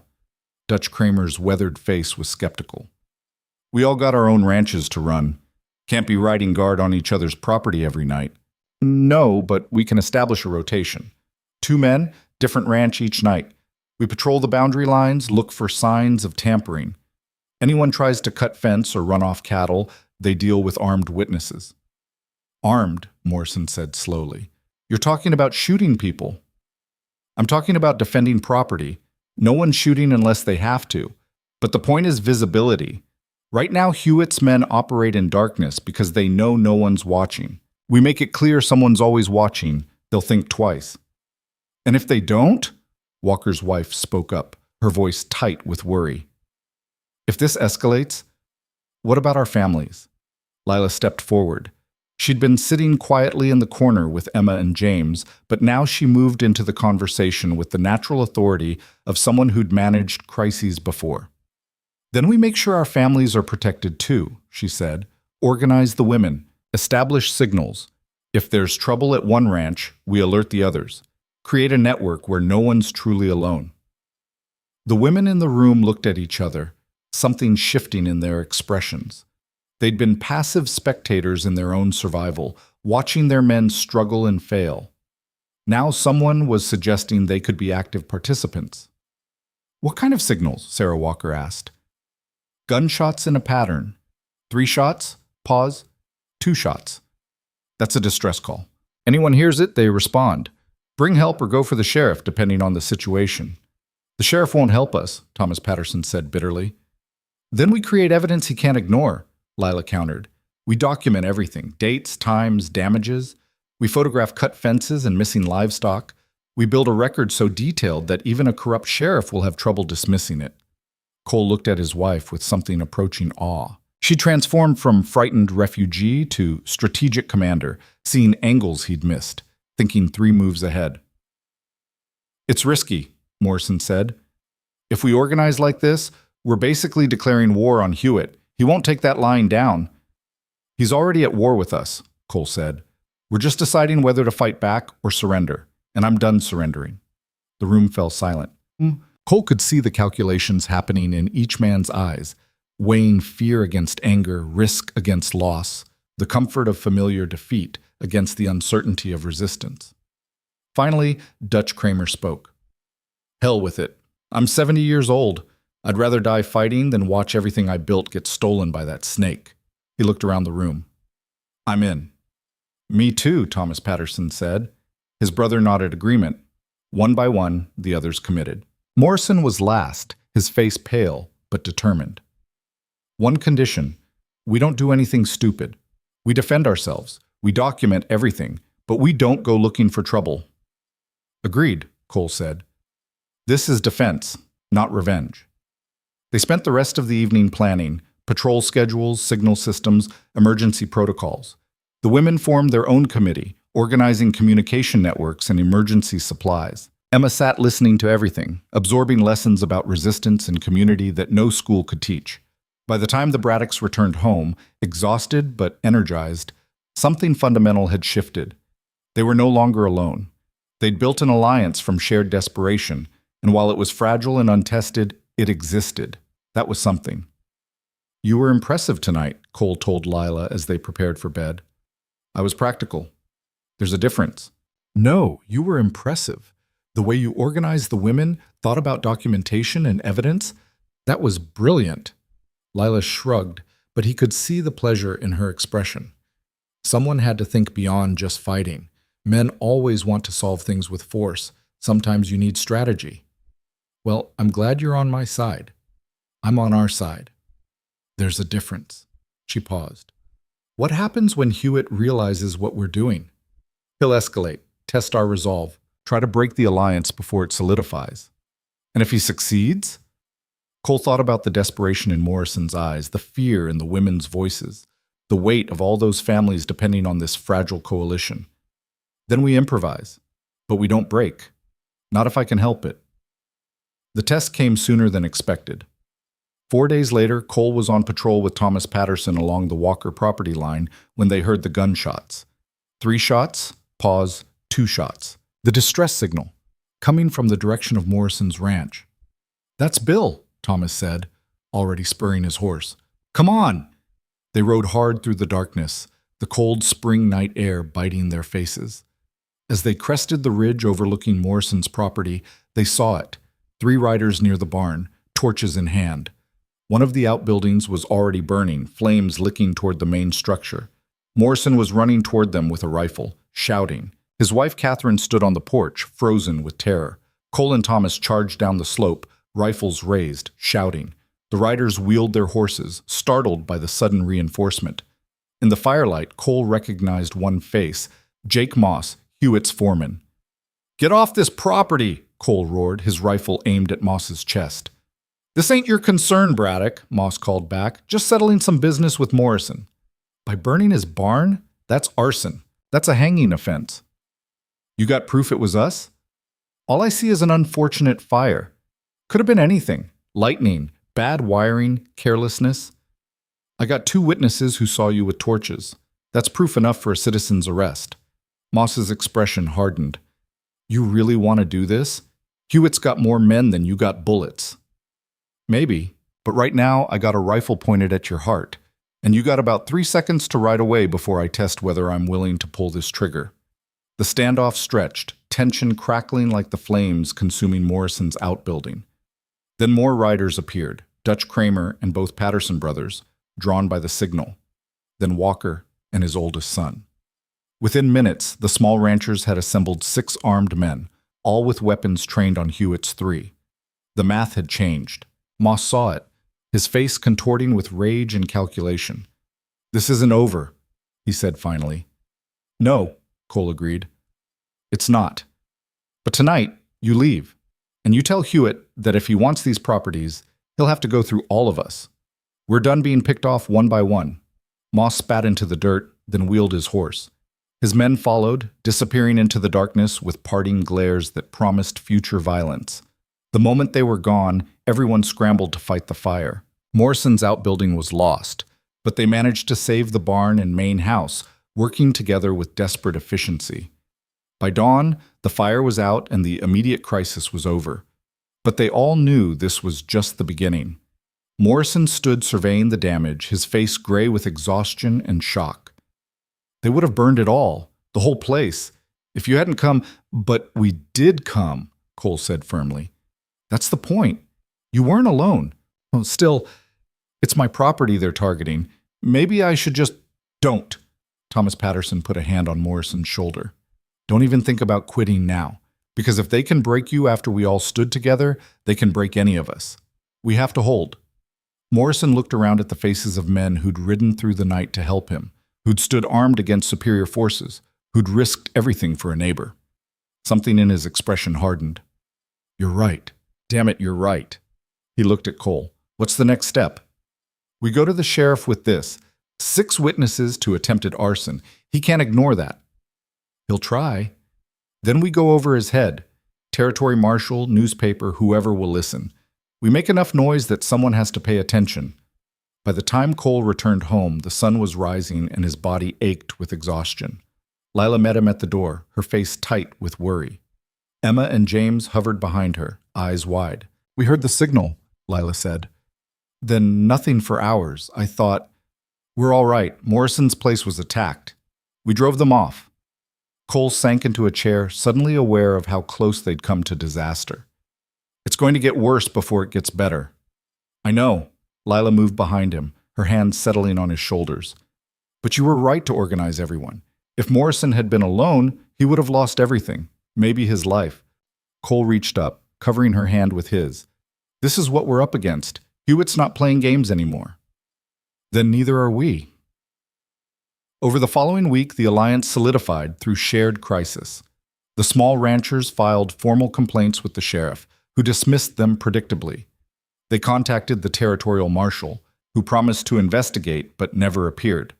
They even sent a letter to the newspaper in Cheyenne detailing the pattern of harassment and intimidation. In response, Hewitt escalated. Fences were cut nightly. Livestock disappeared. Supplies went missing from barns. Each incident was small enough to seem insignificant individually, but collectively they represented a campaign of sustained pressure designed to exhaust and demoralize. But something unexpected happened. Instead of breaking, the small ranchers grew stronger. They rotated patrols, shared resources, helped each other repair damage. The women organized a cooperative where they pooled food and supplies, making sure no family went without. Children from different ranches played together, forming bonds that anchored their parents' commitment. And slowly, quietly, the community that had stood aside began to take notice. It started with small gestures. Marcus Webb at the general store stopped demanding immediate payment from the alliance members, extending informal credit. The blacksmith did rush repairs at cost. A few townspeople began nodding to the small ranchers in the street instead of looking away. Most significantly, two larger ranchers, men with properties that bordered Hewitt's but weren't directly threatened, began asking questions about what was happening. Cole was at the feed store when Jacob Marsh approached him. Marsh owned 800 acres and ran a successful operation, big enough to be independent but small enough to remember what struggle felt like. "Heard you're having trouble with Hewitt," Marsh said without preamble. "You could say that. Heard you and some others are standing up to him. We're defending our property, that's all." Marsh studied him for a long moment. "I knew your father. Good man. Honest. He'd be proud of what you're doing." The words hit Cole unexpectedly hard. "Thank you. I also know Hewitt. Known him for 30 years. And I'll tell you something, he's gotten worse as he's gotten bigger. Used to be he'd at least pretend to play fair. Now, he doesn't bother." Marsh paused. "You're not the first he's gone after, but you might be the first to fight back this hard." "You saying you'll help?" "I'm saying I'm watching. And if Hewitt pushes this into open violence, he's going to find out he's not the only one with resources." Marsh's eyes were hard. "I don't like bullies. And I especially don't like bullies who think they can run roughshod over neighbors just because they're bigger." It wasn't a commitment, but it was something. A crack in Hewitt's apparent invincibility, a suggestion that the power balance might not be as one-sided as it seemed. Cole rode home that evening feeling cautiously hopeful. They were still outmatched, still vulnerable, still one bad incident away from disaster. But they weren't alone anymore. They'd built something, fragile and new, but real. Lila was teaching Emma how to shoot when he arrived. The girl held Cole's old rifle, her thin arms trembling slightly under its weight as Lila adjusted her stance. "Eyes on the target," Lila was saying. "Breathe out slowly, squeeze, don't pull." The rifle cracked. The tin can they'd set up 20 yards away jumped and fell. Emma's face lit up with fierce pride. "I hit it!" "You did!" Lila's voice carried approval and something deeper, the satisfaction of teaching her daughter to protect herself. She looked up, saw Cole watching, and something passed between them. A shared understanding that the world was dangerous, that their children needed to be ready, that safety was something you built with your own hands. "Teaching her to fight?" Cole asked, walking over. "Teaching her to survive." Lila handed Emma another cartridge. "Again. This time, don't anticipate the recoil." Cole watched his daughter, because she was his daughter now, regardless of blood, line up another shot. Watched her breathe, adjust, fire. Watched the second can spin away. James emerged from the cabin, drawn by the gunfire. He was carrying a bucket of water, another task Lila had assigned to build his confidence. When he saw Emma with the rifle, something crossed his face. Not fear, but longing. "Can I try?" His voice was small. Lila and Cole exchanged glances. James was only 7, small for his age, still haunted by nightmares. But he was asking to learn, to be capable, to be part of this family that was learning to defend itself. "Come here." Cole said, kneeling down to the boy's level. First rule of handling a rifle. You never, ever point it at something you don't intend to shoot. Understand? James nodded solemnly. Second rule. Treat every weapon like it's loaded, even when you know it isn't. Because the moment you get careless is the moment someone gets hurt. I'll be careful. Cole retrieved a smaller rifle from the barn, an old .22 his father had used to teach him. Light enough for a child to handle, but real enough to matter. He showed James how to hold it, how to sight down the barrel, how to control his breathing. The first shot went wide. The second hit dirt 3 feet from the target. The third grazed the edge of a can. But James kept trying, and with each attempt, something in his posture changed. The fear leached out, replaced by concentration.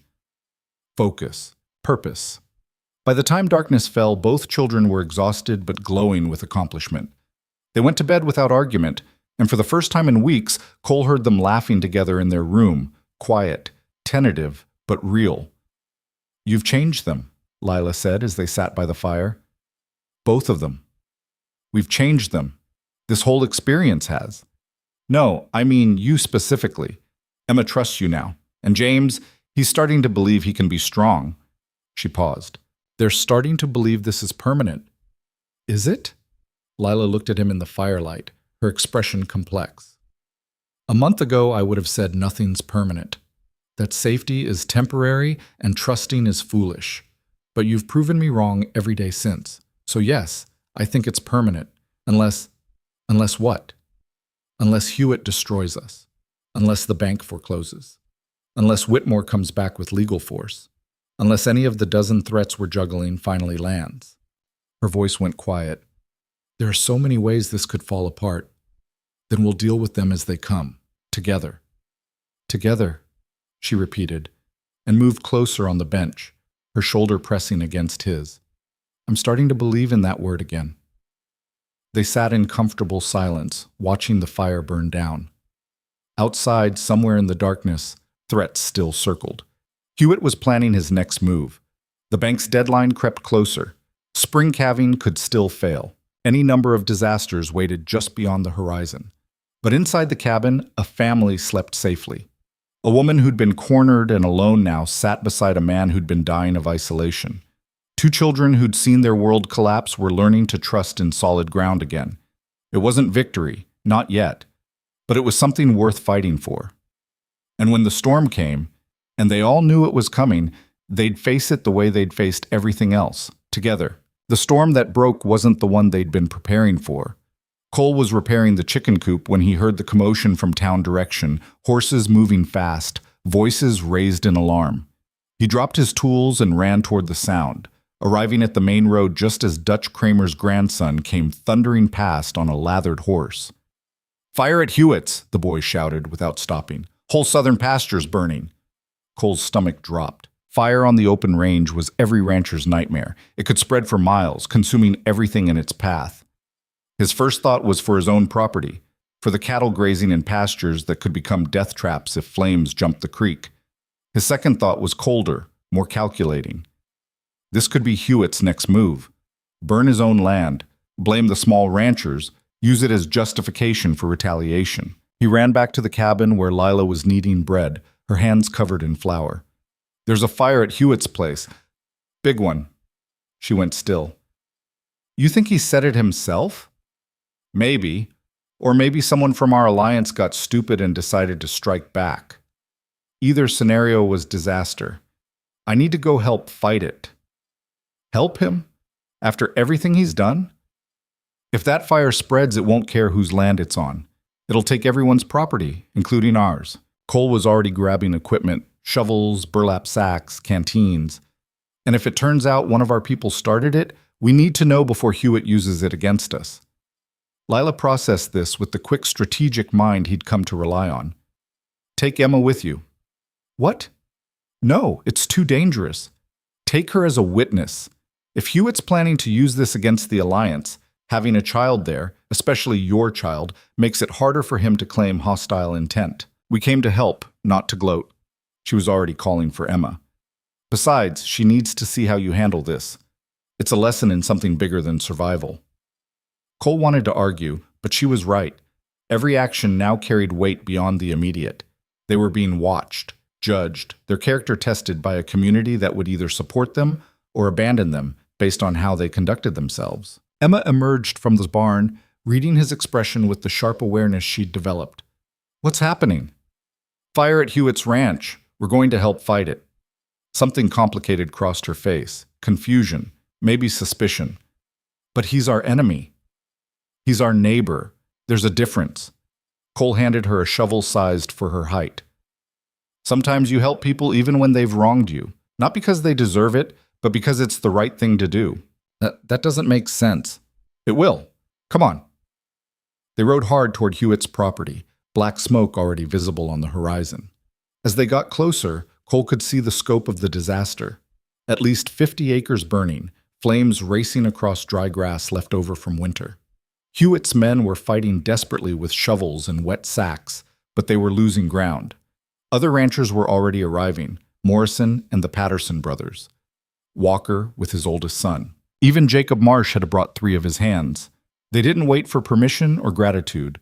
They just joined the fight, beating at flames, digging fire breaks, working shoulder to shoulder with men who'd been terrorizing them for months. Cole found himself next to Jake Moss, Hewitt's foreman, the same man who'd held a torch to Morrison's barn.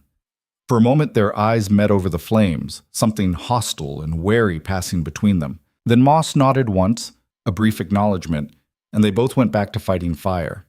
Emma worked beside Cole, coughing from smoke but refusing to quit. He watched her from the corner of his eye, saw her studying everything. The cooperation between enemies, the way crisis dissolved boundaries, the pragmatic necessity of setting aside grievances when survival was at stake. Samuel Hewitt himself was directing the effort from horseback, his face smudged with ash and twisted with rage. When he saw Cole, something dangerous flashed in his eyes, but he said nothing. The fire demanded all their attention. They fought for 3 hours. Cole's hands blistered, his lungs burned, his muscles screamed. Beside him, Emma pushed past exhaustion into something harder, pure, stubborn determination. When he tried to send her back to rest, she shook her head and kept working. Finally, mercifully, the wind shifted. The flames met a rocky outcropping where there was nothing to burn, and the firebreak they dug held. The blaze began to die, leaving behind a blackened scar across Hewitt's land and exhaustion so profound that grown men simply collapsed where they stood. Cole sat on the scorched earth, Emma beside him, both of them too tired to move. Around them, ranchers from across the territory caught their breath, shared water, tended burns and cuts. For a brief moment, the divisions that separated them seemed less important than the shared reality of what they'd just survived. Then Hewitt dismounted and walked into the center of the group, and the moment shattered. "I know what this was," he said, his voice carrying across the burned ground. "Sabotage. Deliberate. Someone started this fire to destroy me." "Or it was lightning," Jacob Marsh said calmly. "Or a carelessly discarded cigarette. Or any of a dozen natural causes." "Natural?" Hewitt's laugh was ugly. "After weeks of these small ranchers organizing against me, after threats and standoffs? You expect me to believe this was coincidence?" Cole forced himself to stand, every muscle protesting. "We came here to help you fight the fire, Hewitt, not to start it." "Did you? Or did you come to make sure it did enough damage? To watch me suffer like you think I've made you suffer?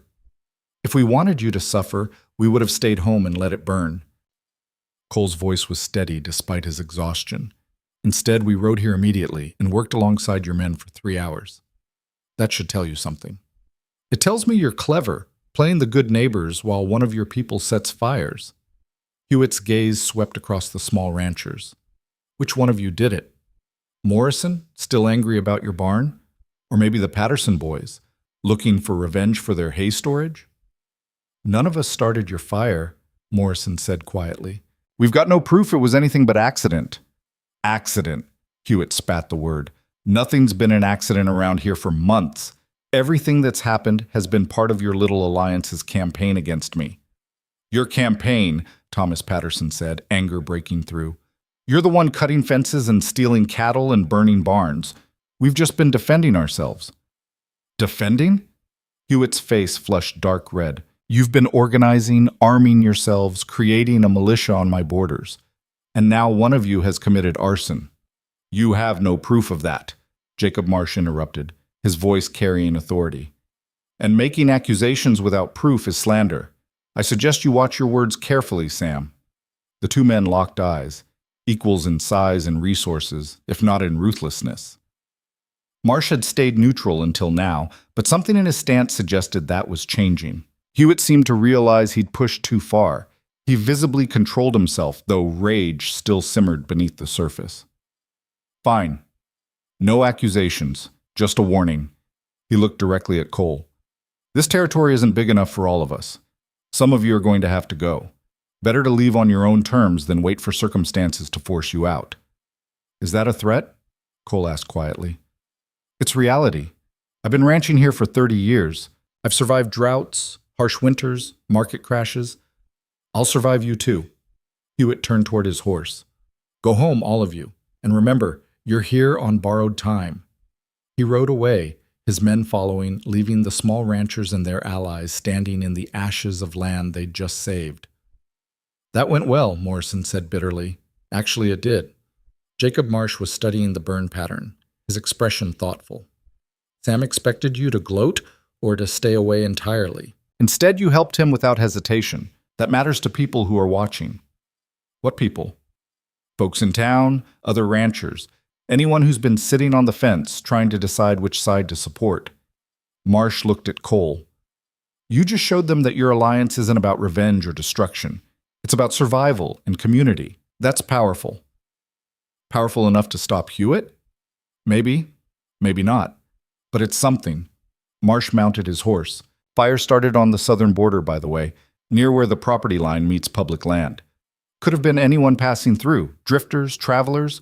Might not have been deliberate at all. Cole filed that information away.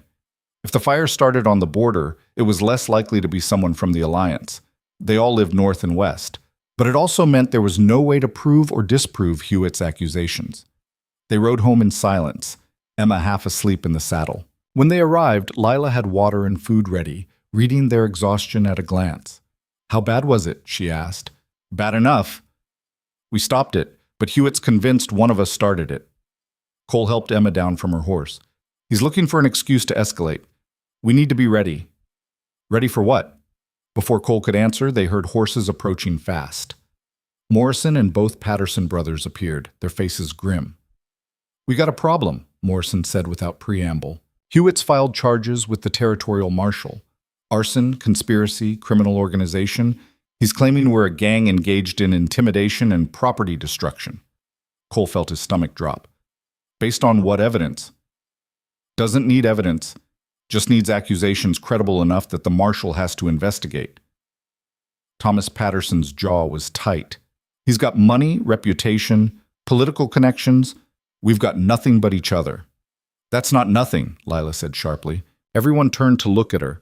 She stood on the porch, James beside her, her expression fierce. You've got witnesses to his crimes, you've got documented evidence of harassment, and you've got testimony from multiple ranchers about a pattern of intimidation. Which means nothing against his word, Morrison said hopelessly. Maybe, but it means something to a jury if it gets that far. She descended the porch steps, moving into the center of the group. You've been playing defense this whole time. Maybe it's time to go on offense.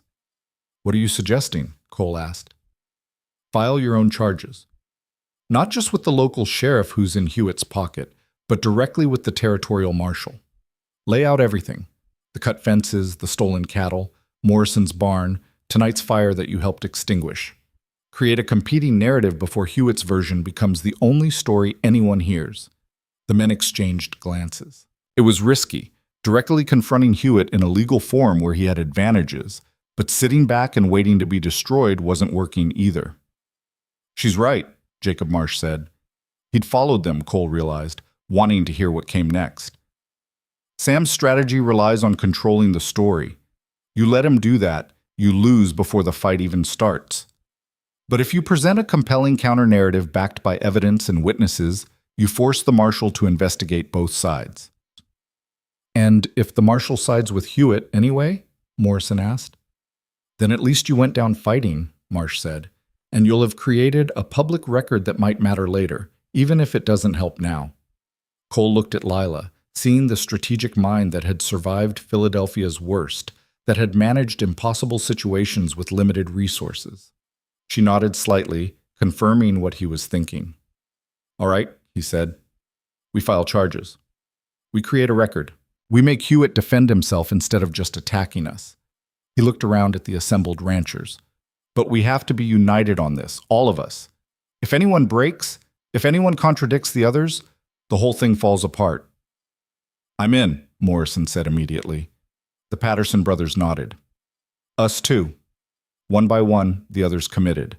Even Walker, who'd been the most cautious, agreed that action was better than waiting for destruction. "I'll help coordinate testimony," Marsh offered, "and I'll make it known in town that I support your version of events. That should give some people pause before they automatically side with Sam." It was a stunning offer, a respected, successful rancher publicly aligning with the small operators against the most powerful man in the territory. It wouldn't guarantee success, but it changed the equation. They spent the next week preparing their case with the thoroughness of a military campaign. Lila organized the documentation: dates, times, damages, expenses.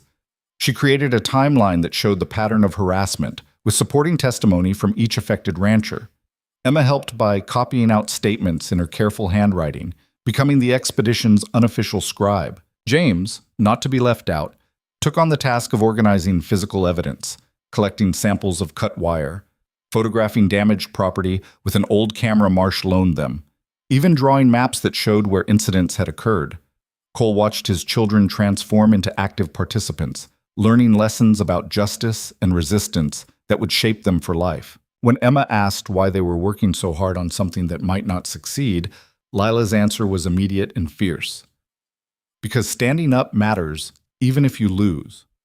Maybe especially if you lose. We're teaching the people who come after us that you don't have to accept injustice quietly." The territorial marshal arrived on a Tuesday, a hard-faced man named Carson with cold eyes and a reputation for fairness. He set up interviews in the town hall, hearing from Hewitt first, then from the Alliance members, taking notes but revealing nothing. When it was Cole's turn, he laid out everything: the timeline, the evidence, the pattern of escalation. Carson listened without interrupting, his expression unreadable. "You understand this is serious," Carson said when Cole finished, accusing a man of Hewitt's standing of criminal conspiracy. "I understand that crimes were committed, and we're asking for investigation." "Hewitt says you're a gang of desperate men looking for someone to blame for your own failures. Hewitt's been trying to force us out for months. Everything we've documented proves that. Or it proves that struggling ranchers are paranoid and seeing patterns where none exist."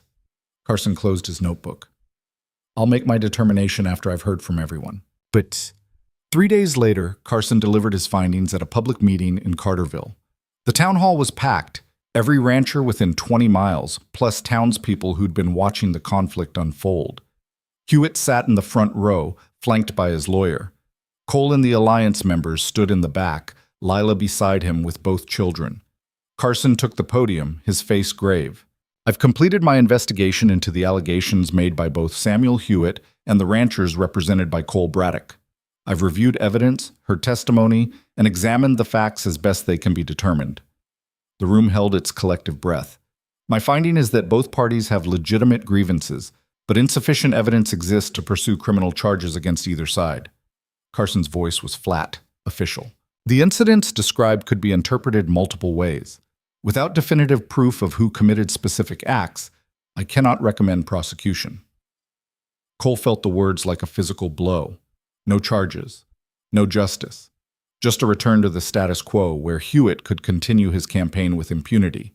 Hewitt was smiling, already standing to receive congratulations from supporters. It was over. They'd lost. Then Lila stood up. "Excuse me, Marshal Carson." Her voice cut through the murmur of conversation. "I have a question." Carson looked surprised but nodded. "Go ahead, ma'am." "You said both parties have legitimate grievances. Does that mean you believe crimes were committed, even if you can't prove who committed them?" "I believe incidents occurred that warrant concern, yes. And if those incidents continue, if the pattern of harassment and property destruction persists, would that change your assessment?" Carson considered this carefully. If a clear pattern of criminal activity emerged with stronger evidence linking it to specific individuals, yes, I would reconsider. Thank you. Lila sat down, but Cole saw what she'd done. She'd created a public record of Carson's acknowledgement that the Alliance's complaints had merit. She'd established that future incidents would be taken seriously. She'd turned a defeat into something that could be used later. Hewitt saw it too. His smile faltered slightly as he realized the victory wasn't as clean as he'd thought. The meeting ended with tension still crackling through the air. Outside, as people dispersed, Cole pulled Lila aside. That was brilliant. That was survival. If we can't win now, we lay groundwork for winning later. You think there will be a later? I think Hewitt just learned he can't destroy us through legal channels, which means he'll try something else. Her eyes were hard. We need to be ready. She was right, of course. The Marshal's non-decision had resolved nothing, just pushed the conflict into new territory.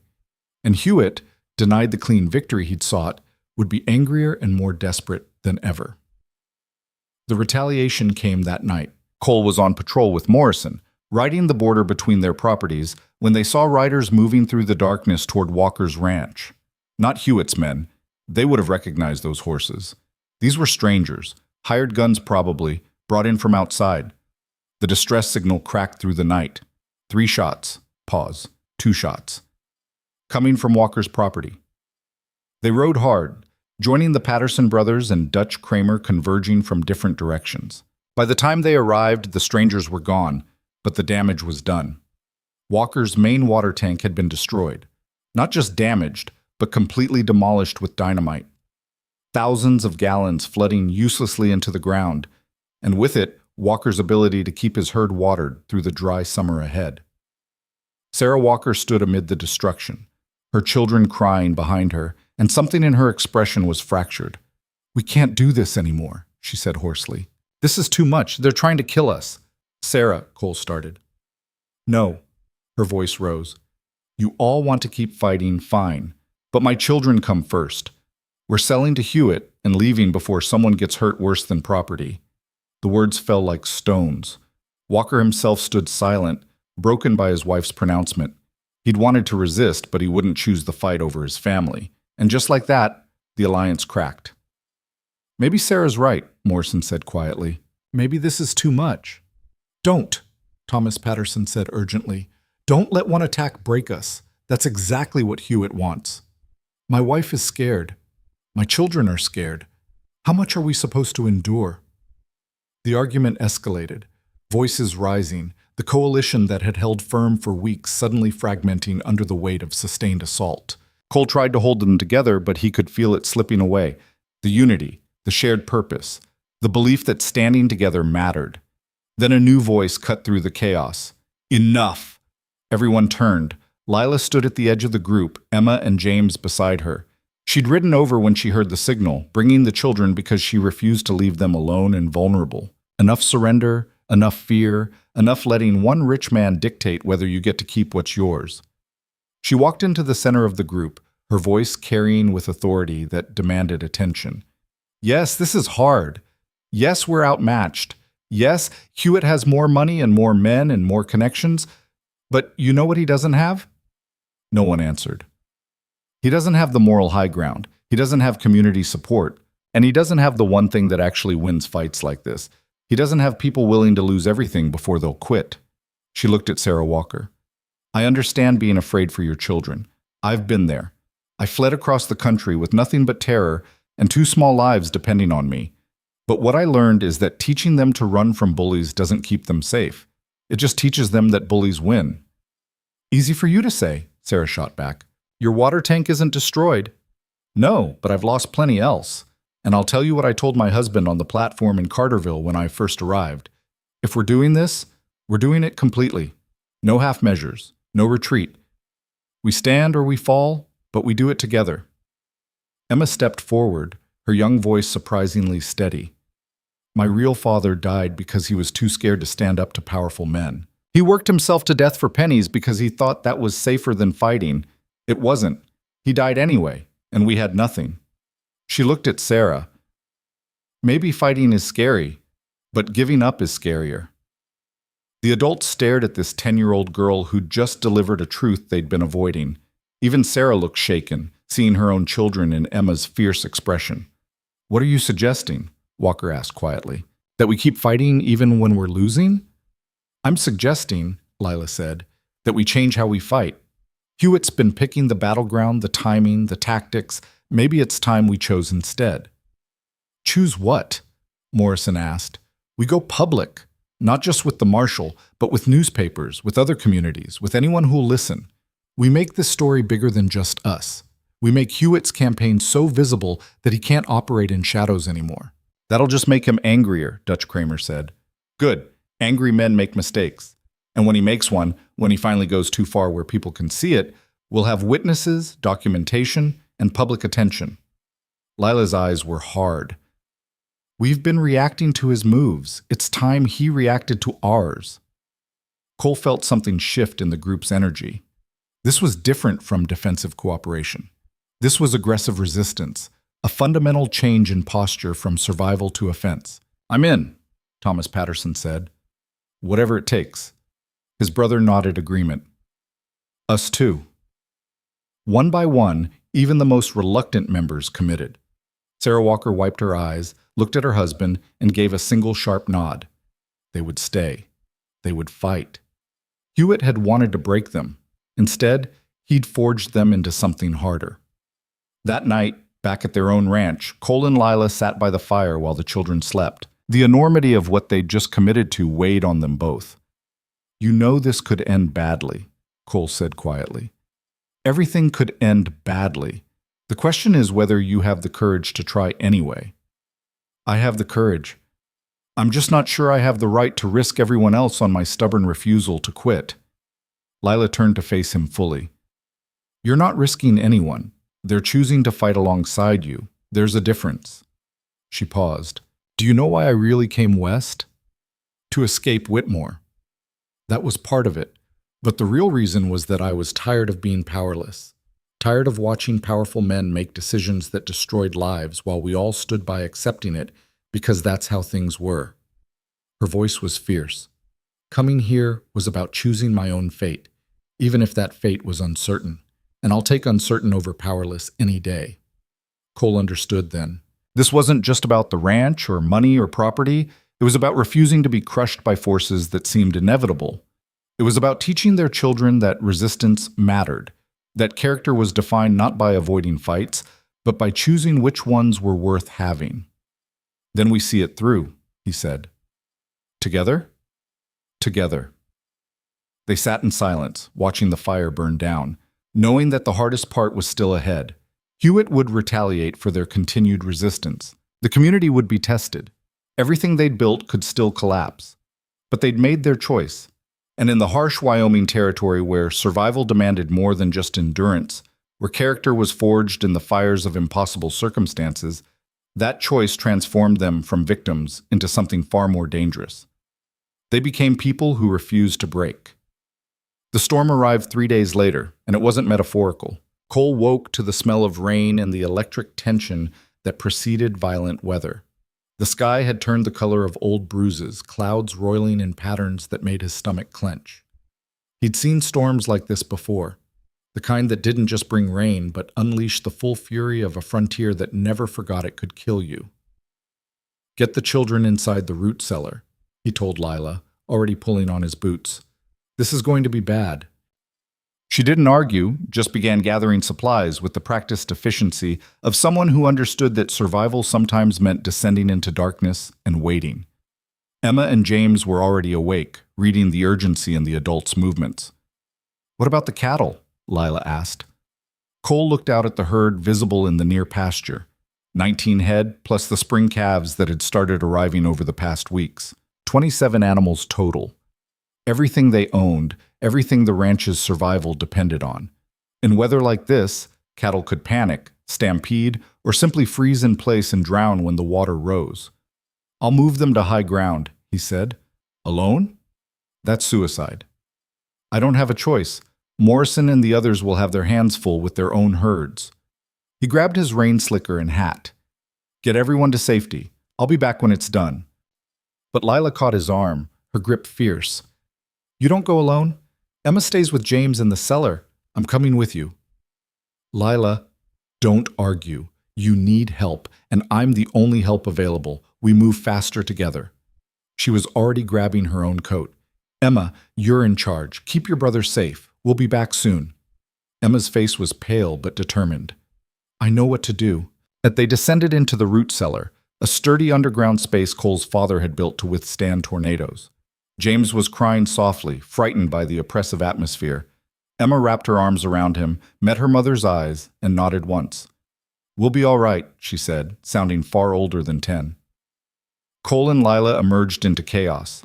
The wind had picked up, bending trees almost horizontal. The first drops of rain felt like thrown gravel, and lightning split the sky with terrifying frequency.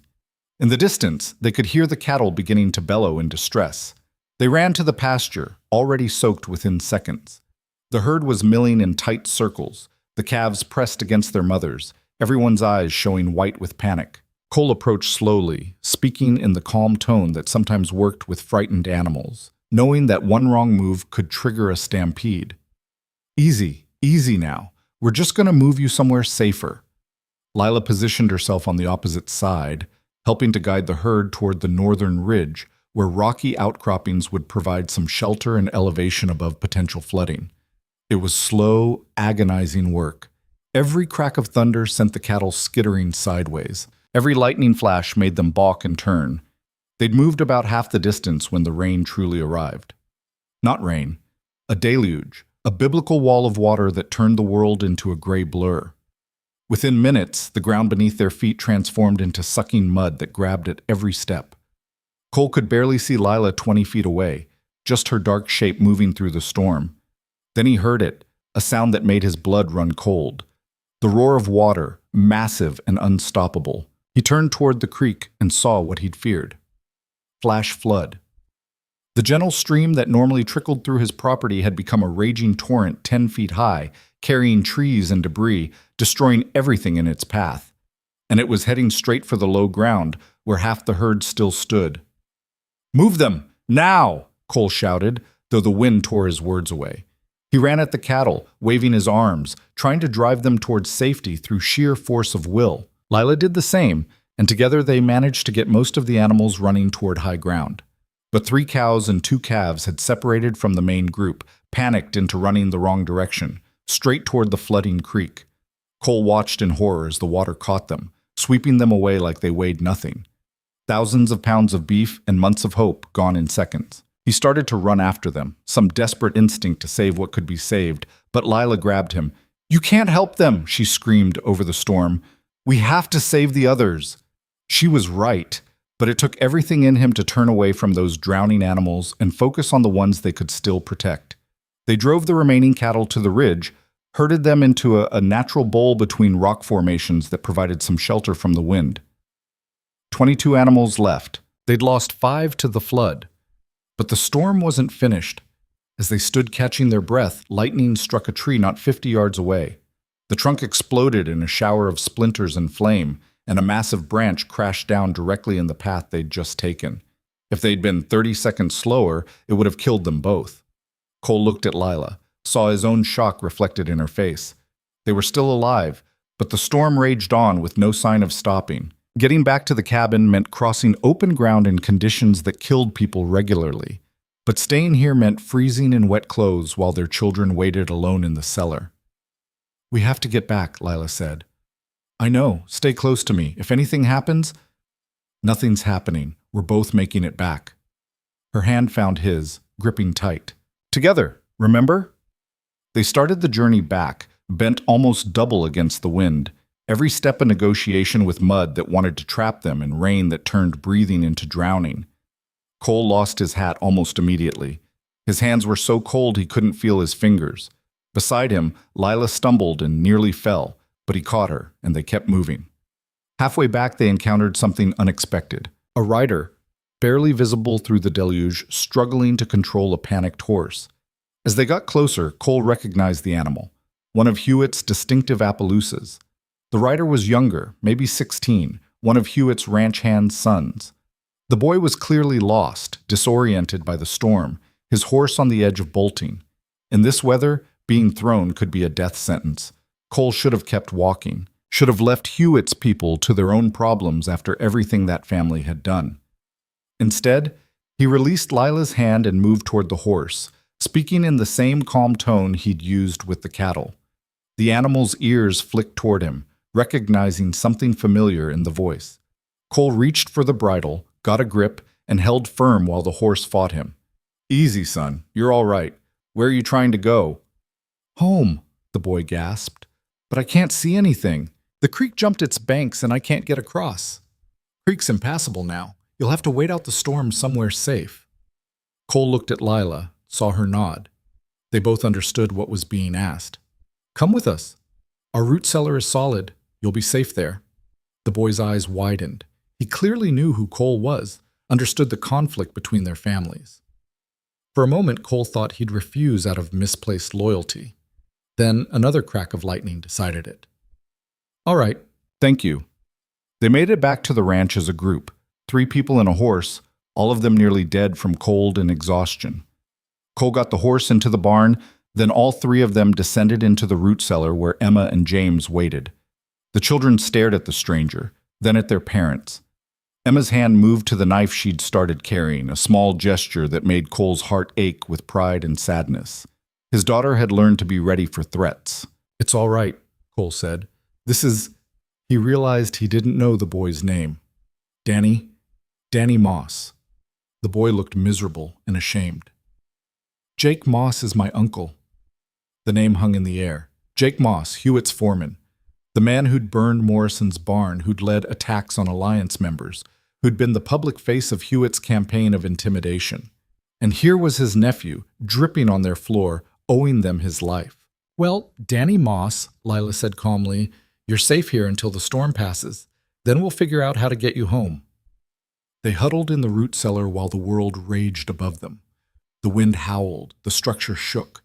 Several times they heard crashes that could have been anything, trees falling, the barn collapsing, the cabin itself being torn apart. There was nothing to do but wait and hope. Danny sat in the corner, clearly uncomfortable but alive. Emma watched him with suspicious eyes. James had fallen asleep against Lila's shoulder, exhausted by fear. And Cole and Lila held each other, their wet clothes slowly drying in the confined warmth of pressed bodies. Hours passed. The storm's fury gradually subsided. Finally, cautiously, Cole opened the cellar door and looked out at what remained. The ranch had been savaged. The chicken coop was gone entirely, scattered across the property in pieces. Several sections of fence had been flattened. The barn had lost part of its roof, but the structure still stood. The cabin had survived with only minor damage, windows broken, part of the porch torn away, but intact. But the real damage was to the land itself. The creek had carved a new path, wider and deeper, swallowing acres of grazing land. Everywhere Cole looked, he saw destruction that would take months to repair with money they didn't have. The others emerged cautiously. Danny stared at the devastation with growing horror. This happened to everyone? Storm didn't discriminate, Cole said grimly. Your uncle's place probably looks similar. I need to get home. My family will be worried. Cole helped him retrieve the horse from the barn, then gave him directions for a safe route that avoided the flooded areas. Before the boy left, he turned back. Mr. Braddock, thank you for helping me. After everything, you didn't have to. No, Cole agreed. But that's what neighbors do. You remember that. Danny nodded slowly, then rode away. Cole watched him go, wondering if one act of humanity would matter at all in the larger conflict, or if it was just a brief moment of decency in an ongoing war. He was surveying the damage, trying to calculate repair costs his mind couldn't quite process, when he saw riders approaching. Multiple horses, moving fast. His hand went to his rifle automatically before he recognized Morrison at the lead. Everyone all right? Morrison called out. Alive. You? Barely. Lost my entire south pasture to the flood. Patterson brothers lost their hay barn and most of their seed stock. Morrison dismounted, his face haggard. Walker's place took water damage to the main house. Dutch Kramer's roof is gone. We're all hurt bad, Cole. The other Alliance members arrived one by one, each bringing news of catastrophic damage. The storm had been impartial in its destruction, hitting everyone with equal fury. But while Hewitt could afford to rebuild, the small ranchers were looking at losses that could finish what the harassment had started. They gathered in front of Cole's damaged cabin, a group of exhausted men facing ruin. Someone needed to say something, to rally them, or at least acknowledge what they all faced. Cole opened his mouth, trying to find words that wouldn't ring hollow. Lila spoke first. "We need to help Hewitt." The silence that followed was absolute. Everyone stared at her like she'd lost her mind. Even Cole felt confusion wash over him. "Help him?" Morrison's voice was incredulous. "After everything he's done to us?" "Especially after everything he's done to us." Lila's expression was fierce, calculating. "Don't you see? This is our chance, not to destroy him, but to prove what we're actually about." "I don't follow," Thomas Patterson said. "Hewitt's been painting us as desperate criminals, as a gang of thugs. The marshal believed him enough to investigate us. The town's been watching and wondering if we're the problem." She looked around at the assembled faces. "What happens if we show up at Hewitt's ranch, uninvited, and help him repair storm damage?" Understanding began to dawn on several faces. Cole felt it too, the brilliant strategic insight that only someone who'd fought from the bottom could see. "We take away his narrative," Cole said slowly. "We prove we're not what he's claimed. We're neighbors who help neighbors even when those neighbors have wronged us."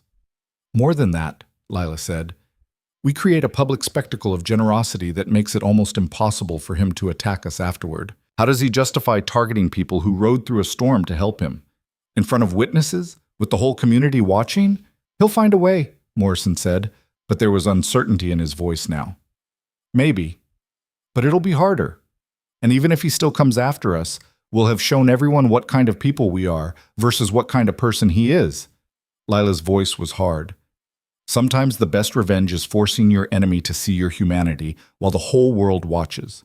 Dutch Kramer started laughing, a harsh, exhausted sound that bordered on hysteria. "That's either the craziest idea I've ever heard or the smartest. Can't decide which." "Could be both," Jacob Marsh's voice came from behind them. He'd ridden up during the conversation, his own property showing storm damage. "But it's got one thing going for it. It's completely unexpected. Sam won't see it coming, and neither will anyone else." "You think it'll work?" Cole asked. "I think it'll change the game. Whether that's enough to win, I can't say. But status quo is killing you anyway. Might as well try something bold." Marsh's eyes glinted with something that might have been respect. "I'll come too. Show everyone this isn't just a small rancher thing. This is about community." They rode to Hewitt's ranch 2 hours later, a procession of damaged men on exhausted horses, carrying tools and supplies they could barely spare. Word had spread somehow, and by the time they arrived, townspeople had gathered to watch. The territorial marshal was there too, Carson having stayed in the area to observe the storm's aftermath. Hewitt's property had been devastated. The main barn had partially collapsed. An entire section of fencing was gone. The flooding had carved through his southern pastures, and Cole could see dead cattle caught in debris. It was catastrophic damage, the kind that would cost thousands to repair. Hewitt himself stood in the ruins, his face a mask of rage and shock. When he saw Cole and the others approaching, his hand went to the rifle leaning against a post. "What the hell do you want, Braddock?" Cole dismounted slowly, hands visible, non-threatening. "We came to help." Hewitt's laugh was ugly. "Help? You expect me to believe? We don't expect anything. We're offering. You've got damage, we've got hands and tools. Storm hit all of us. Doesn't make sense to let anyone suffer alone." Cole gestured to the assembled group. "No strings, no deals, just neighbors helping neighbors. After everything Hewitt stopped himself, aware of the watching crowd. "This is some kind of trick." "No trick. But if you'd rather we leave, we will. Your choice." Hewitt looked around at the damage, at his own exhausted men, at the enormity of the task before him. Pride warred with practicality on his face. The crowd watched silently, waiting to see what kind of man he'd prove to be. Finally, grudgingly, he nodded. "Fine, but I'm watching you." They worked through the afternoon. Cole and his group labored alongside Hewitt's men, clearing debris, salvaging materials, beginning the long process of rebuilding. Danny Moss was there, and when he saw Cole, something passed between them. Acknowledgement, gratitude, maybe the beginning of understanding. Jake Moss, the foreman, worked near Cole at one point. The two men moved timber in tense silence before Moss finally spoke. My nephew told me what you did during the storm. Anyone would have done the same. No, they wouldn't have. Moss was quiet for a moment. For what it's worth, I didn't sign up for half the things we did. The barn burning, the intimidation, that wasn't what I thought this job would be. Cole looked at him sharply. You could have refused. Could I? Hewitt's been my employer for 15 years. He asks me to do something. I do it. That's how this works. There's a difference between loyalty and being a weapon. Moss's jaw tightened, but he didn't argue. They finished moving the timber in silence, but Cole noticed that afterward, Moss worked noticeably slower on tasks that would directly benefit Hewitt and faster on things that helped the general effort. As the sun began to set, they'd made real progress. The most dangerous debris was cleared. Temporary repairs were in place. It wasn't finished, but it was survivable. The small ranchers prepared to leave, exhausted but satisfied with the day's work. Hewitt approached as they were mounting their horses. His expression was complicated. Embarrassment, anger, something that might have been grudging respect. Why'd you really do this? He asked Cole quietly, away from the others. Cole considered his answer carefully. Because my children were watching, and I needed them to see that strength isn't just about fighting back. It's about choosing who you are even when no one would blame you for being something less. That's naive. Maybe, but it's how I'm raising them and how I'm living. Cole met Hewitt's eyes. We're not your enemies, Sam. We're just people trying to survive. You could have been part of that instead of fighting against it. This doesn't change anything between us, doesn't it? Because everyone in town just watched us help you after you tried to destroy us. That changes how they see this conflict, and that changes everything. Cole rode away before Hewitt could respond. The sun was setting as they traveled back toward their own damaged properties, painting the sky in colors that seemed almost beautiful after the storm's violence. Think it worked? Morrison asked quietly. We'll find out, Cole said. They found out 3 days later when the bank representative arrived. Cole was repairing fence when he saw the buggy approaching, and his stomach dropped. The bank. He'd been so focused on storm damage and the Hewitt situation that he'd lost track of the payment deadline. It had passed during the storm. They were officially in default. The representative was a thin man named Caldwell, with cold eyes and colder demeanor. He stepped out of the buggy holding papers that probably represented foreclosure. Mr. Braddock, I'm here about your outstanding loan. I know I missed the payment. The storm is unfortunate, but not the bank's problem. We've extended you considerable leeway already. The note is due, and we're prepared to begin foreclosure proceedings. Cole felt the ground drop from beneath him. After everything, the struggle, the alliance, the small victories, it was ending because of numbers on a ledger. He'd survived Hewitt, survived the storm, but he couldn't survive arithmetic. Give me 30 days, just one more month to...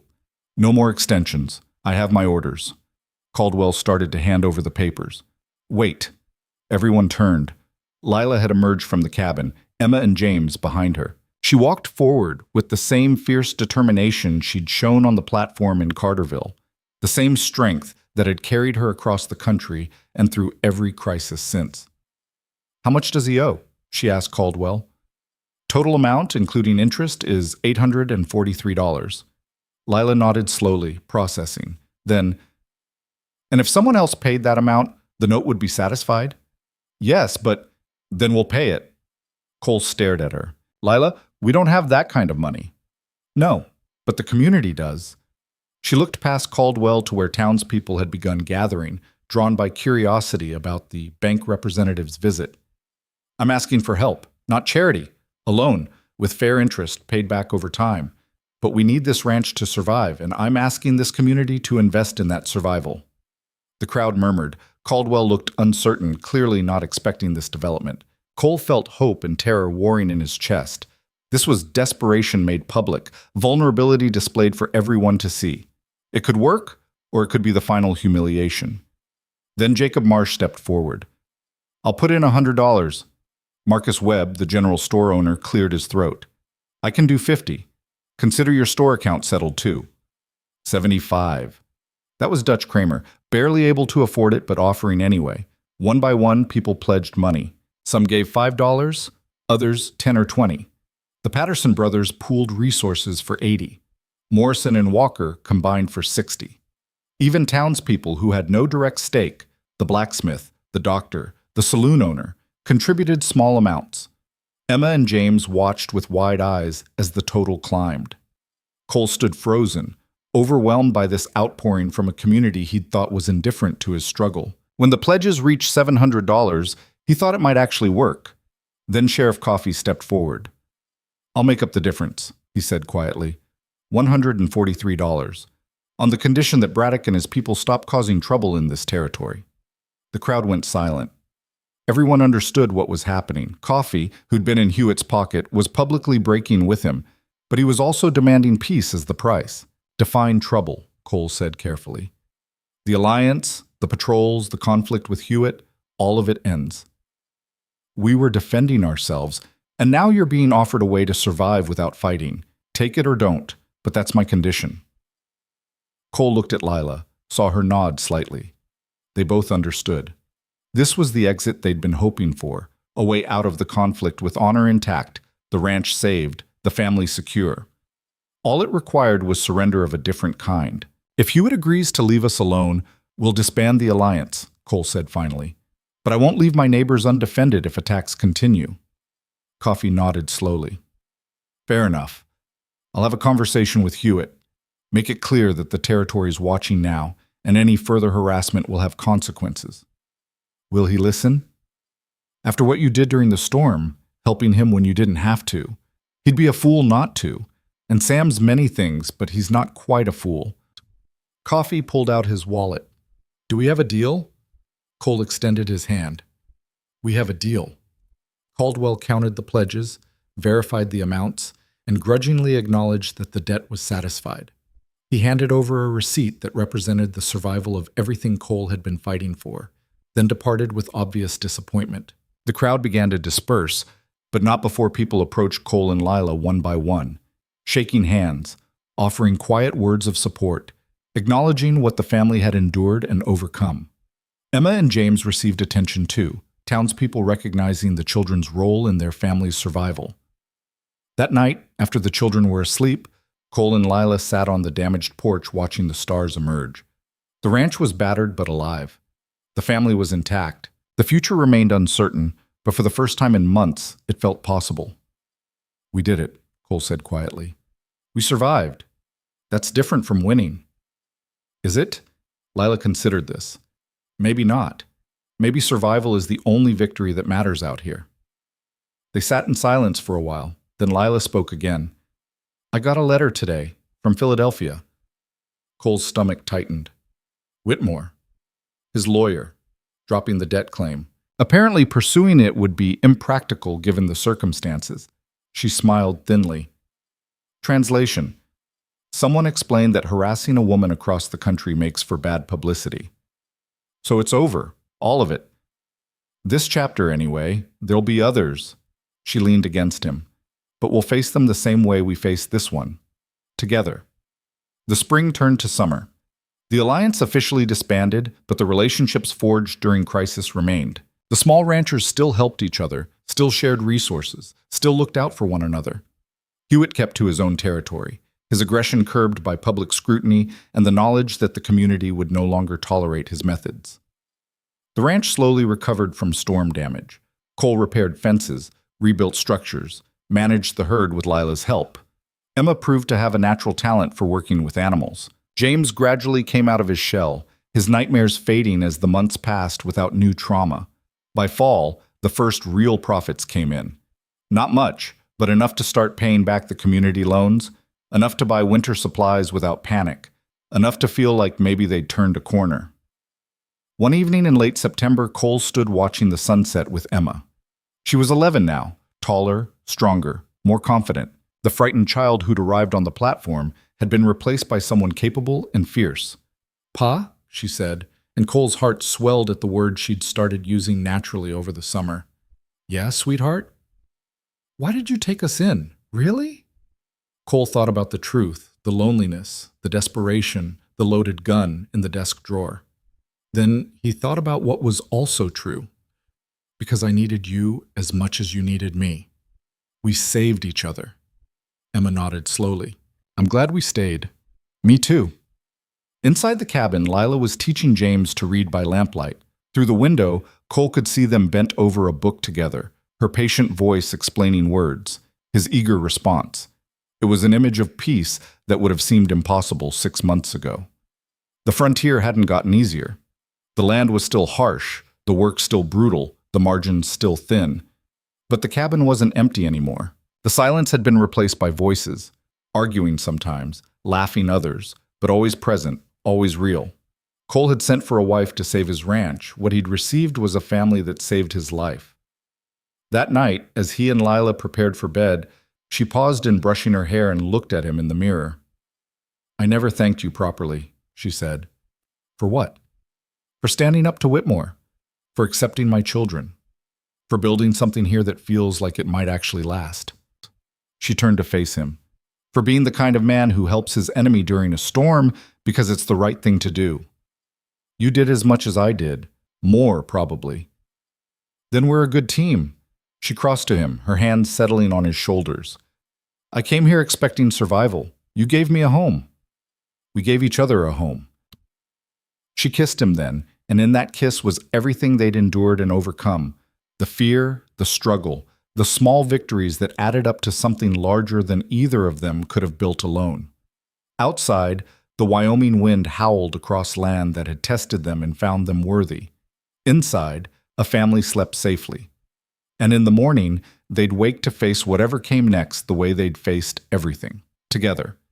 The ranch survived, the children thrived, and two desperate people who'd gambled everything on strangers discovered that sometimes, in the harshest places, the strongest bonds are forged, not from blood or obligation, but from the conscious choice to stand beside someone when everything else falls away. That was legacy worth leaving. That was strength the frontier couldn't break. That was home.